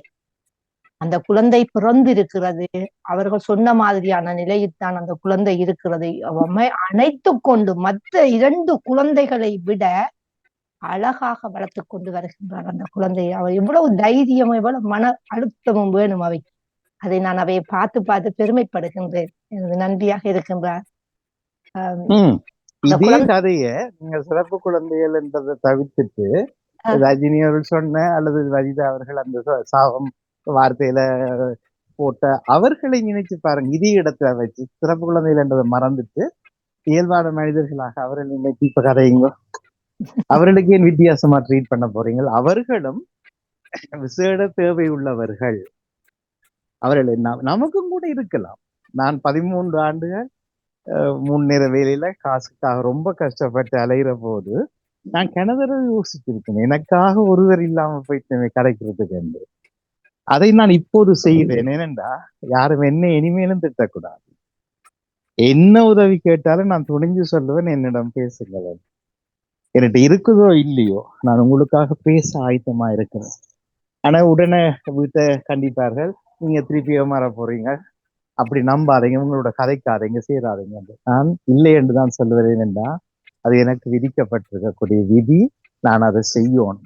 நான் பரிதவிச்சேன் இல்லையா, எனக்கு அறிவுரை சொல்லி இருந்தா நான் மாறி இருப்பேன், கொஞ்சம் கெதியா வெளியில வந்திருப்பேன். இன்றைக்கு இன்னும் ஒருவர் அப்படி ஆகிற போது நான் காரணங்களை தேடக்கூடாது. அதெல்லாம் மூடி மறைச்சிட்டு குளிச்சு முளைக்கு திருப்பி தொழுகைக்கோ அல்லது என்ன பிரார்த்தனைக்கோ அல்லது ஜெபத்துக்கோ நான் போறேன்னா ரொம்ப தப்பு பண்றேன். நான் என்ன ஏற்கனவே உதவி தேடி வந்தவர் தான் கடவுள், கடவுளால் அனுப்பப்பட்டவர் தான் அவர். கடவுளை நம்புவோர், நீங்க அதை நம்பலாம். ஏற்கனவே அவர்கள் போன்றவர்கள் எங்களை ஏன் இம்சிக்கப்படுகிறார்கள் என்றால் அது கடவுளால் உங்களுக்கு தரப்பட்ட ஒரு ஒரு ஒரு சந்தர்ப்பம். அவரை உனக்கு அறிமுகப்படுத்திட்டு நீ என்னவாய் செய்ய போகிறார், அப்படி யோசிச்சு பாருங்க. கடவுள் நம்பிக்கை உள்ளவர்கள். இன்றைய தேதியில் எனக்கு யாருமே எனக்கு கூடாதவர்கள் இந்த உலகத்துல இல்ல, யாருமே எனக்கு எதிரிகளும் இல்லை. ஆனா வாணிட்ட கேளுங்க, ஒரு 25 பேர் சொல்லுவேன். நான் அந்த 25 பேரையும் எப்படி பாக்குறேன்னா, என் உதவி அவர்களுக்கு தேவை என்று பாக்குறேன். அது வாணியின் எண்ணம், இது மூணின் எண்ணம். இப்ப பேசுங்க, நீங்க சொன்ன கதையை 2 பேரும், வஜிதா அவர்களும் ரஜினி அவர்களும், நீங்க சொல்லுங்க. சொல்லுவோம் இவ்வளவு இத்தனை காலம் இருந்தாலும் இது அதுல நாங்க ஒரு 10% இருக்கிற வேண்டாமோன்னா அது நிறைய புரிதல் நிறைய உணர்த்தி உங்கள்ட்ட பக்கத்துல இருந்து வந்த உண்மையான வார்த்தைகளால தான் அவ்வளவு தூரம் எங்களால உள்வாங்கவும் முடியுது, அதை புரிஞ்சு கொள்ளவும் முடியுது. ஆனா அந்த நிலைக்கு வாரதுன்றது ரொம்ப கஷ்டம். ஆனா கஷ்டமானது. அது சில இடங்கள்ல கொஞ்சம் எப்படி சொல்றது, என்ன செய்யறதுன்றே தெரியாமல் இருக்கும். ஆனா நிச்சயம் பெருமன்றது இருக்கு. என்னன்னா அன்றிலிருந்து இன்று வரை இருக்கிறோம்னா, ஆனா அது உங்களால பொய்க்காகவும் வார்த்தை அலங்காரத்துக்காகவும் வச்சிருக்கிற வார்த்தைகள் இல்லை உங்களுடையது. அது அனுபவ ரீதியாக இன்றைக்கு நீங்க சொல்லி கொண்டிருக்கிறீர்கள். இதே மாதிரி ஞாயிற்றுக்கிழமையில நிறைய பக்கங்கள்ல எங்களுக்கு உணர்த்தி இருக்கிறீங்க. நிச்சயம் வருவோம், புரிந்தும் கொள்வோம், உணர்ந்தும் கொள்வோம், வெல்வோம். நன்றி நன்றி நன்றி. அன்பான அதிபர் அவர்களுக்கு மன்னிப்போன நீங்க இருந்த அதிபர் மன்னிக்கோனும் ஒரு வானொலி ஒன்று கனடாவில் இருக்குது. லண்டன் டைம் ஒரு வியாழனும் 5 மணிக்கு கேட்டு பாருங்க. நீங்க உங்களோட மனதில் என்ன தோன்றதோ நீங்க கேள்வி கேட்கலாம் போய். இல்ல நான் ஏன் கேட்க மாட்டேன், அதே மறுபடி கேட்பேன், அவர்கிட்ட கேள்வி கேட்க மாட்டேன். பாலனுக்கு முதல் சொன்ன பதில் தான் ரஜினி அவர்களுக்கு நான் சொல்றது. நான் எந்த புத்தகத்தையும் வாசிச்சு யார்கிட்ட கதையும் கேட்டுட்டு கதைக்கிறத விட நான் எந்த வாழ்க்கையில அனுபவிச்சதை மட்டும்தான் வெளிப்படையா இன்றைக்கு வாழ பாக்குறேன். நீங்க ஏன் நான் அவர்கிட்ட கேள்வி கேட்பாரு, என்ன அலைக்கழிக்கிறீங்க? நான் என்ன அறிவறி இல்லையா இருக்கிற மாதிரி உங்களுக்கு தெரியுது. வேதாகமும் அதே நேரம் வரலன்னா நீங்க இதே கேள்வி நினைக்கிற 6 மாதங்களுக்கு முன்பும் கேட்டிருந்தீங்க, அதை சொல்லி இருந்தீங்க. அதுக்கான பேச்சு அதுக்கான இதையும் சொல்லி இருந்தார். அப்படி இல்லை என்றது 2ஆம் தடவையா கேட்கறீங்க பாருங்கண்ணா. உங்களோட மனதில் என்ன தோன்றது நீங்க கேட்கலாம். நான் என்ன சொல்றேன்னா, நடக்க இல்லாட்டி நாங்க கைத்தடி ஒன்று எடுக்கத்தான் வேணும். 2 காலம் நடக்க இல்லாட்டி நாங்கள் வீல் சேர் போட்டுத்தான் வேணும். ஆனா எனக்கு கால் இருக்குது, நடக்க முடியும். நீங்க எனக்கு ஒரு கைத்தடிய பின்னர் 5 மணிக்கு வாங்குங்க, என்ன பலவீனமாக்க பாக்குறீங்க? விட தெரியாத கேள்விகளோட நான் இல்லையே. நீங்க இருக்கிறீங்கன்னா அது உங்களோட எண்ணம் போற வாழ்க்கை, எந்த இல்லை.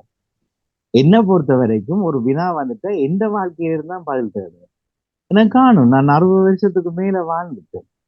இதுக்கு மிஞ்சியும் எனக்கு விளங்கியில உலகம் இன்னும் ஒருத்தர் தர்ற கைத்தடியை நம்பித்தான் நான் நடக்கணும் என்ற வாழ்க்கைக்கு இருப்பவர்கள் தான் கூடுதலாக. ரஜினியர் சொன்னதுக்கு கதை என்னன்னா, கடவுள் என்ற சிந்தனையில சமயங்களை நம்புபவர்கள் 100% இருக்க மாட்டார். நடாமோன் போன்றவர்கள் சமயங்களை ஒருபோதும் நம்புவதில்லை. அது மனிதருடைய தன்னிச்சையான எழுத்து திருக்குறளை போல. நான் உங்கள் எல்லோரையும் விட கடவுள் என்கிறதை நான் பரிபூரணமாக 100க்கு 101% நம்புகிறேன். நான் இது எத்தனையோ தடவை சொல்லி இருக்கிறேன். இது எனக்குள்ளேயே கேட்டிருக்கேன். ஏனென்னா எனக்குள்ளேயே கடவுள் இருக்கிறார். நான் கடவுள் ஆகுவதற்காக ஒவ்வொரு நாளும் முயன்று கொண்டிருக்கேன். அதாவது என்னுடைய உள்ளிருக்கும் கடவுளை நான் வெளியே கொண்டு வராமல் இருந்தது காரணம் அறியாமையில் தவறுகள் செய்து கொண்டிருக்கிறேன். அதை படிப்படியா குறைக்கிறது என்பது என்னுடைய அந்திம கால வாழ்க்கையினுடைய இலக்கு. ஆனா அப்படி இலக்கா இருந்தாலும் அதை நீங்க அடைஞ்சு கொண்டிருக்கிறீங்க. இன்று நாங்க எத்தனை பேர் 65+ இருக்கிற நிறைய பேர் 65-75 தாண்டினவர்களையும் பலர் என் வாய் திறந்தே கேட்டிருக்கிறேன். உங்களுடைய அனுபவத்து ரீதியா என்ன சொல்றீங்களா? எங்களோட இருக்கும்போது ஒரு மாதிரியும், அவங்களுக்கு நல்ல உற்றவர்களா இருக்கும்போது வார்த்தைகளால் வேற மாதிரியும், பலர் முன்னிலையில வேற மாதிரியும் தான் இருக்கிறதுக்கு பாக்கிறமே தவிர, ஒரு விஷயத்த சொல்லிட்டு போங்க, எனக்கு இத்தனைதான் ஆகுது, இத்தனை மணியில தான் நான் நிக்கிறேன், நீங்க இத்தனை மணிக்கு வந்துட்டு உங்களுடைய அனுபவத்தை எப்பயாவது சொல்லுங்கண்டா கூட சொல்றதுக்கு இங்க பலர் இல்ல. ஏன் அவை என்ன நினைச்சிட்டு அப்படியான பக்கங்கள் கேட்க போனா நீங்க இவ்வளவு அனுபவத்தையும் கொண்டு அன்று வரையும் நான் என்றதை விட நாங்களாக யோசிச்சு என்றால் இல்லை. நாங்கள் இப்ப ஒவ்வொரு நாளும் கண்டிக்கிறோமே தவிர அதுக்கு முதல்ல ஒரு விஷயத்த அறுக்கணும். அப்ப நான் அறுத்தது சமயங்களை அறுத்தேன். அது பிழை என்றது சரி என்றது எந்த விவாத பொருளே இல்லை. ஆனால் சமயங்கள் பற்றி கதைப்பவர்கள், அதையே தூக்கி பிடித்து கதைப்பவர்கள் கடவுளாக வாழ தன்னும் ஒரு எத்தனம் கூட எடுப்பதில்லை, ஒரு சின்ன ட்ரை கூட பண்றதில்லை. திருப்பியும் உடனே புத்தகத்தை திறந்துடுவாங்க, அல்லது 5 மணிக்கு போய் வெளியே கேட்டு விட்டுருவாங்க. அது மாதிரி பக்கங்களை பாருங்களேன். அவரை யார் படைத்தார், என்ன யார் படைத்தார்? பாலனுக்கு அது விளங்காத வரைக்கும் பாலனுக்கு இந்த சுமைக்குள்ள பைபிளே உங்களுக்கு தெரியும், இயேசு இறந்து 25 வருடங்களுக்கு பிறகு இன்னும் ஒருவர், அவரோடு வாழ்ந்த ஒருவர் எழுதின கதை அது. இது எத்தனையோ தடவை நானும் சொல்லிட்டு உங்களுக்கு தெரியும். அதுல எத்தனையோ பக்கங்கள் திருத்தி நீங்கள் அன்றைக்கு வெள்ளிக்கிழமை அந்த லிஸ்ட்ல உங்களோட பேரை காண இல்லை. அப்ப கேட்ட போது, இல்ல ஐயா நீங்கள் வேற சமயம், நாங்கள் வேற சமயம், சமயம் வேண்டாம், இல்ல நீங்க நம்புற விஷயம் வேறு, நாங்க விஷயம் வேணும், உங்களுக்கு கூட கட்டித்தாருங்க இதே காட்டுல. சரியா? அதுதான். அப்ப அப்ப அப்ப ஒரே பேர், ரெண்டுக்கும் பேர் ஒரே ஸ்பெல்லிங் தான், BIBLE. அங்கேயே திருப்பி பாருங்க, இன்னும் ஒரு 10, 20, 30 வருஷத்துல இன்னும் ஒரு புத்தகம் பைபிள் BIBLE என்ற பேர்ல திருப்பி வர போது அதுக்கு ஒரு கூட்டம் நம்பும். நீங்க என்ன நம்பி இல்லையே, இது மனிதர்கள் எழுதினது. சொல்லிக்கிறார், என்ன தவிர வேற என்ன தவிர வேற ஒரு என்ன வணங்காதீங்கன்னு சொல்லியிருக்காரு. எவ்வளவு அடாவடித்தனம். இயக்க தலைவர் இப்படித்தான் சொன்னாரு, நான் தான் கடைசி தலைவனா இருக்கணும், மண்ணினால உருவாக்குனாங்க. அது எப்படி சொல்ல முடியும்? என்ன எனக்கு சொன்னவர் இருக்கட்டும், நானே நம்புறேன். எனக்கு என்ன பிரச்சனை? ஒரு இஸ்லாம் சௌகரியம் ஒரு சௌகரியம் இருக்கட்டும். இஸ்லாம் யார் கண்டுபிடிச்சது? எல்லாருக்கும் தெரியுமா? இயேசுநாதர் யாரு? மாதாவோட மகன். அது என்ன, நீங்க மகனை மட்டும் அம்மா, உங்களுக்கு அம்மா இல்லையா? உங்களோட அம்மா தானே உங்களை பெற்றவா? சொல்றாரு, என்ன தவிர வேற கும்பிடான்னு சொல்லிட்டு வசனம் இருக்குதானே பைபிள்ல. அப்படி வசனம் இல்ல. இப்ப பாருங்க, நான் தோராயமாவே சொல்லி முடிக்கிட்டேன். சமயங்கள் எழுதப்பட்டது, இப்ப குர்ஆன் இறக்கப்பட்டது என்று சொல்லி நம்ப வைக்கப்பட்டிருக்கிறோம் நாங்கள். சரியா? அதே மாதிரி அது நம்புவர்கள் மீது நான் பிழை சொல்ல வரையில்லை. நீங்க கடவுளை நம்பாம குர்ஆனை நம்புறீங்களே, நீங்க கடவுளை நம்பாம பைபிள் எழுதின நம்புறீங்களே, ஏன்டா கடவுள் நீங்கள் என்றது எப்ப நம்ப போறீங்க? இவ்வளவு நேரம் பேசி கொண்டிருந்தோம். எத்தனை கோடி நரம்புகள் புத்துணர்ச்சியோடு எத்தனை உள்ளுறுப்புகளுக்காக வேலை செய்து கொண்டிருக்கிறது. யார் இது? எங்க இருக்கிறார் கடவுள்? எனவே இந்த சிக்கல் உங்களுக்கு தீராதுன்னு நினைக்கிறேன். என்னை சுற்றி இந்த பாவத்தில் இருக்கக்கூடிய 2க்கும் மேற்பட்டவர்கள் நீங்கள் வீணாக இன்னுமே கூட இன்னும் ஒருத்தருடைய கதையை நம்பிக்கொண்டு, அப்போ சமூகம் பற்றி சொன்ன போது வஜிதாவை நான் நிறுத்தினான். ஏனென்றால் பலருக்கு பலவிதமான அனுபவம். சரியா? அந்த அனுபவத்தில் இருக்கிற கதையை வச்சுக்கொண்டு தனிமனிதனுடைய வாழ்க்கையை நீங்க புடம் போட முடியாது. என்னுடைய திருப்பியும் கேள்வி 7வது தடவையா கேட்கிறேன், நீங்க உங்களோட வாழ்க்கை அனுபவத்தை பேசுங்க. உங்களுக்கு யாரும் காசு தந்தா, இப்ப பகவத்கீதையை பற்றி சொல்லி கொண்டே இருந்தோம், 5 வாரொலியில போயிருந்தா நான் செய்வேன். அது உழைப்பு. இங்க இப்படி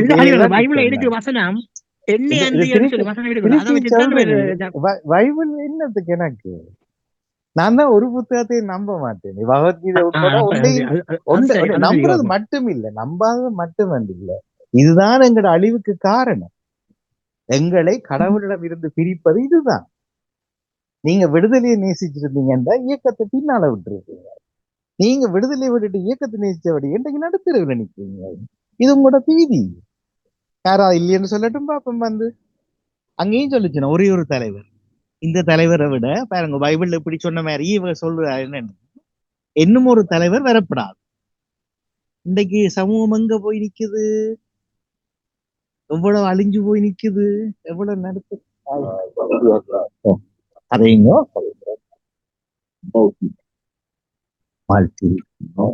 one second.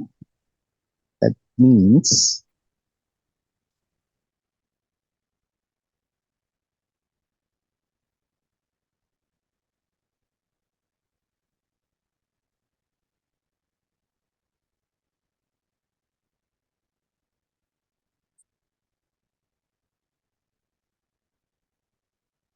வணக்கம் ராஜினி ஆண்டி. வணக்கம். நாங்கள் இணைந்து கேட்டு பார்த்து கொண்டிருப்பது எது?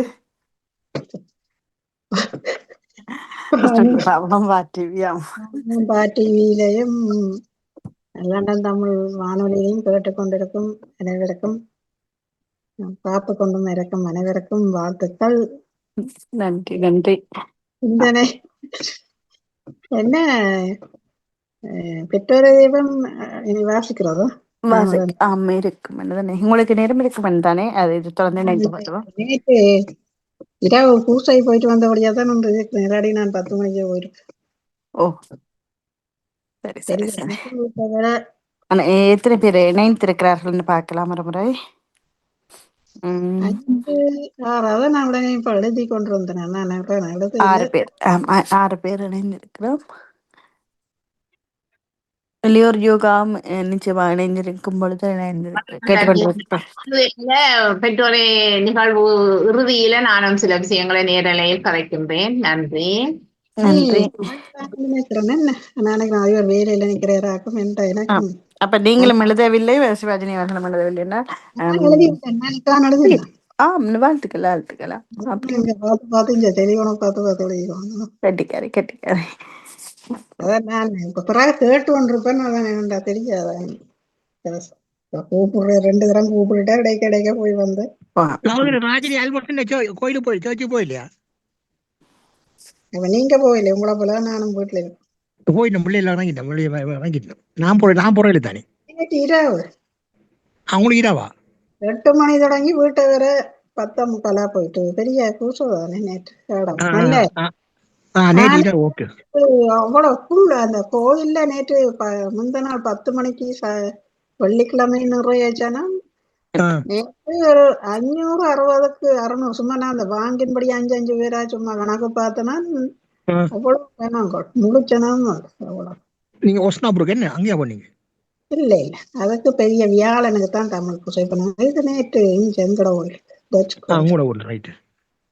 நன்றி நன்றி. யார் வஜிதாக்கா இணைஞ்சிருக்கிறீங்க தானே? இதுவரை நேரம் அதுவரை பேசுனதுல இருந்து என்னதை உணர்ந்து கொள்றீங்களா, எப்படி எடுக்கிறீங்களேன்னு கேட்கலாம் நினைக்கிறேன். வஜிதாக்காக்கு நன்றி. நீ உங்கள்கிட்ட கதை கேட்டிருந்த அந்த கதையில அந்த நீங்க சொன்ன விதங்கள் அப்படி பார்க்கும்போது இப்படி எல்லாம் நினைக்க வேணும் என்று சொல்லி நீங்க உங்களுடைய பக்கத்தால சொன்ன விதமும் அதிபருடைய பக்கத்துல இருந்து வந்த வார்த்தைகளோட வந்த அனுபவ பகிர்வும் எனக்கு ஒரு அடித்தளமா இருந்தது. மிக்க நன்றி. இதுவரைக்கும் நேரத்துல மீண்டும் இந்த நீங்க கேட்டது அதிபர் சொன்னது உண்மை. என்னன்னு சொன்னதான் நான் மார்க்கத்தை சமயத்தை சொல்லித்தான் சொல்லுவேன். எங்கட மார்க்கத்தினே அப்படி சொல்லுது. ஏண்டா ஒரு ஆக்கள் புல செஞ்சாங்கன்னு சொன்னா நாங்க ஆத்திரப்படுறோம், வேதனைப்படுறோம், அவங்களை பழிவாங்கன்னு துடிக்கிறோம். அது எங்கட மனித உணர்வு. நாங்களும் மனிதர். ஆனா அதை தவித்துக் கொள்ளுங்க. அவங்களுக்கு நல்ல இப்படி சொல்லப்படுது, நல்ல எண்ணத்தை கொடுக்கணும், ஹிதாயத்துன்னு சொன்னா அவங்களுக்கு நம்பிக்கையை கொடுக்கணும்னு நீங்க ப்ரே பண்ணுங்கன்னு சொல்லப்படுது எங்கட மார்க்கம். அவங்கள பழி வாங்காதங்கன்னு சொல்லுது. பழி வாங்க அதே நேரம் அப்படி செய்யணும், மாத்திரப்படுகிறோம், அவதிப்படுகிறோம்ன்றது அதே அவர்கள் ஒரு நிமிஷம் அதே எங்களுக்கு அந்த அது எங்களுக்கு தேவையில்லை. வைக்கும் ஒரு நிமிடம் ஒரு 3 வினாடிகள் யோசிச்சுட்டோம்னா யாரும் அதை செய்ய மாட்டோம்னு நான் நினைக்கிறேன். அந்த 3 வினாடி கூட அவங்களுடைய பாசையில் சொல்லுனா சைத்தான் விடுகுது இல்லை. சைத்தான். ஆமாம், சைத்தான் தான். இப்ப என்னன்னு சொன்னா இப்ப பாலன் அவர்களும் சொல்லியிருந்தார். இப்ப பாலன் இப்ப கிறிஸ்தவ மதமும் இஸ்லாமிய மதமும் யூத மதமும் கிட்டத்தட்ட ஒன்றுதான். இப்ப அவங்க சொல்றாங்க இயேசுநாதர் உயிர் பெற்றது, சிலுவையில் அறிஞர். நாங்க அதை நம்பல. எங்க மார்க்கத்துல சொல்லுது அவரை இறைவன் உயர்த்திட்டான், அவர் திரும்பி வருவார், எல்லாம் உண்மைன்னு நாங்க சொல்றோம். அவங்களோட நம்பிக்கையை நாங்க இது கூடாண்டு சொல்லல, இல்லைன்னு சொல்லல. அது எங்கட மார்க்கத்துல குர்ஆன்ல இருக்கிறதான் நாங்க நம்புறோம். முதல்ல எங்களுடைய இதை பார்த்துக்கிறோம். எங்களுக்கு தெரியாத ஒரு இதுக்கு இல்ல, அது முழுமையா அறியாம நாங்கள் அதை பிள்ளையா சொல்ல முடியாது. வேலையும் இந்த கிறிஸ்தவ மதத்தை நம்பாத ஒருவர் இஸ்லாமியராக இருக்க முடியாது. அது எங்களோட குர்ஆன்ல சொல்லப்பட்டிருக்குது. ஈசா நபியை நம்பாம நாங்க இருந்தோம்னு சொன்னா நாங்க உண்மையான முஸ்லிமாக இருக்க இயலாது. அவர் மரியம் அலைஹிஸ்ஸலாம் அவருக்கு பிறந்தது, அவர் இறைவன் ஏற்றிருக்க, அவர் திருப்பி மீண்டும் உலகத்துக்கு வருவார், நல்ல அடிகளை போதிப்பார் என்றெல்லாம் சொல்லப்படுது. அதை நாங்க நம்ப வேண்டும் இஸ்லாமிய மார்க்கத்தில். மன்னிப்போட சோரி வந்து இந்த கேள்விதான் கேட்டவ இயேசுநாதர் எப்பயாவது தன் வாயால சொல்லிக்கிறா நான் இப்படி பிறந்து 3ஆம் நாள் உயிர்ப்பேன்னு சொல்லி. அதுக்கு பிறகு அந்த வாசல் விட சொன்னவர், இந்த வசனத்தை வாச்சு காட்டினவர். இப்படி 3ஆம் நாள் இங்க பிறப்பேன், தாவீதுல பிறப்பேன்,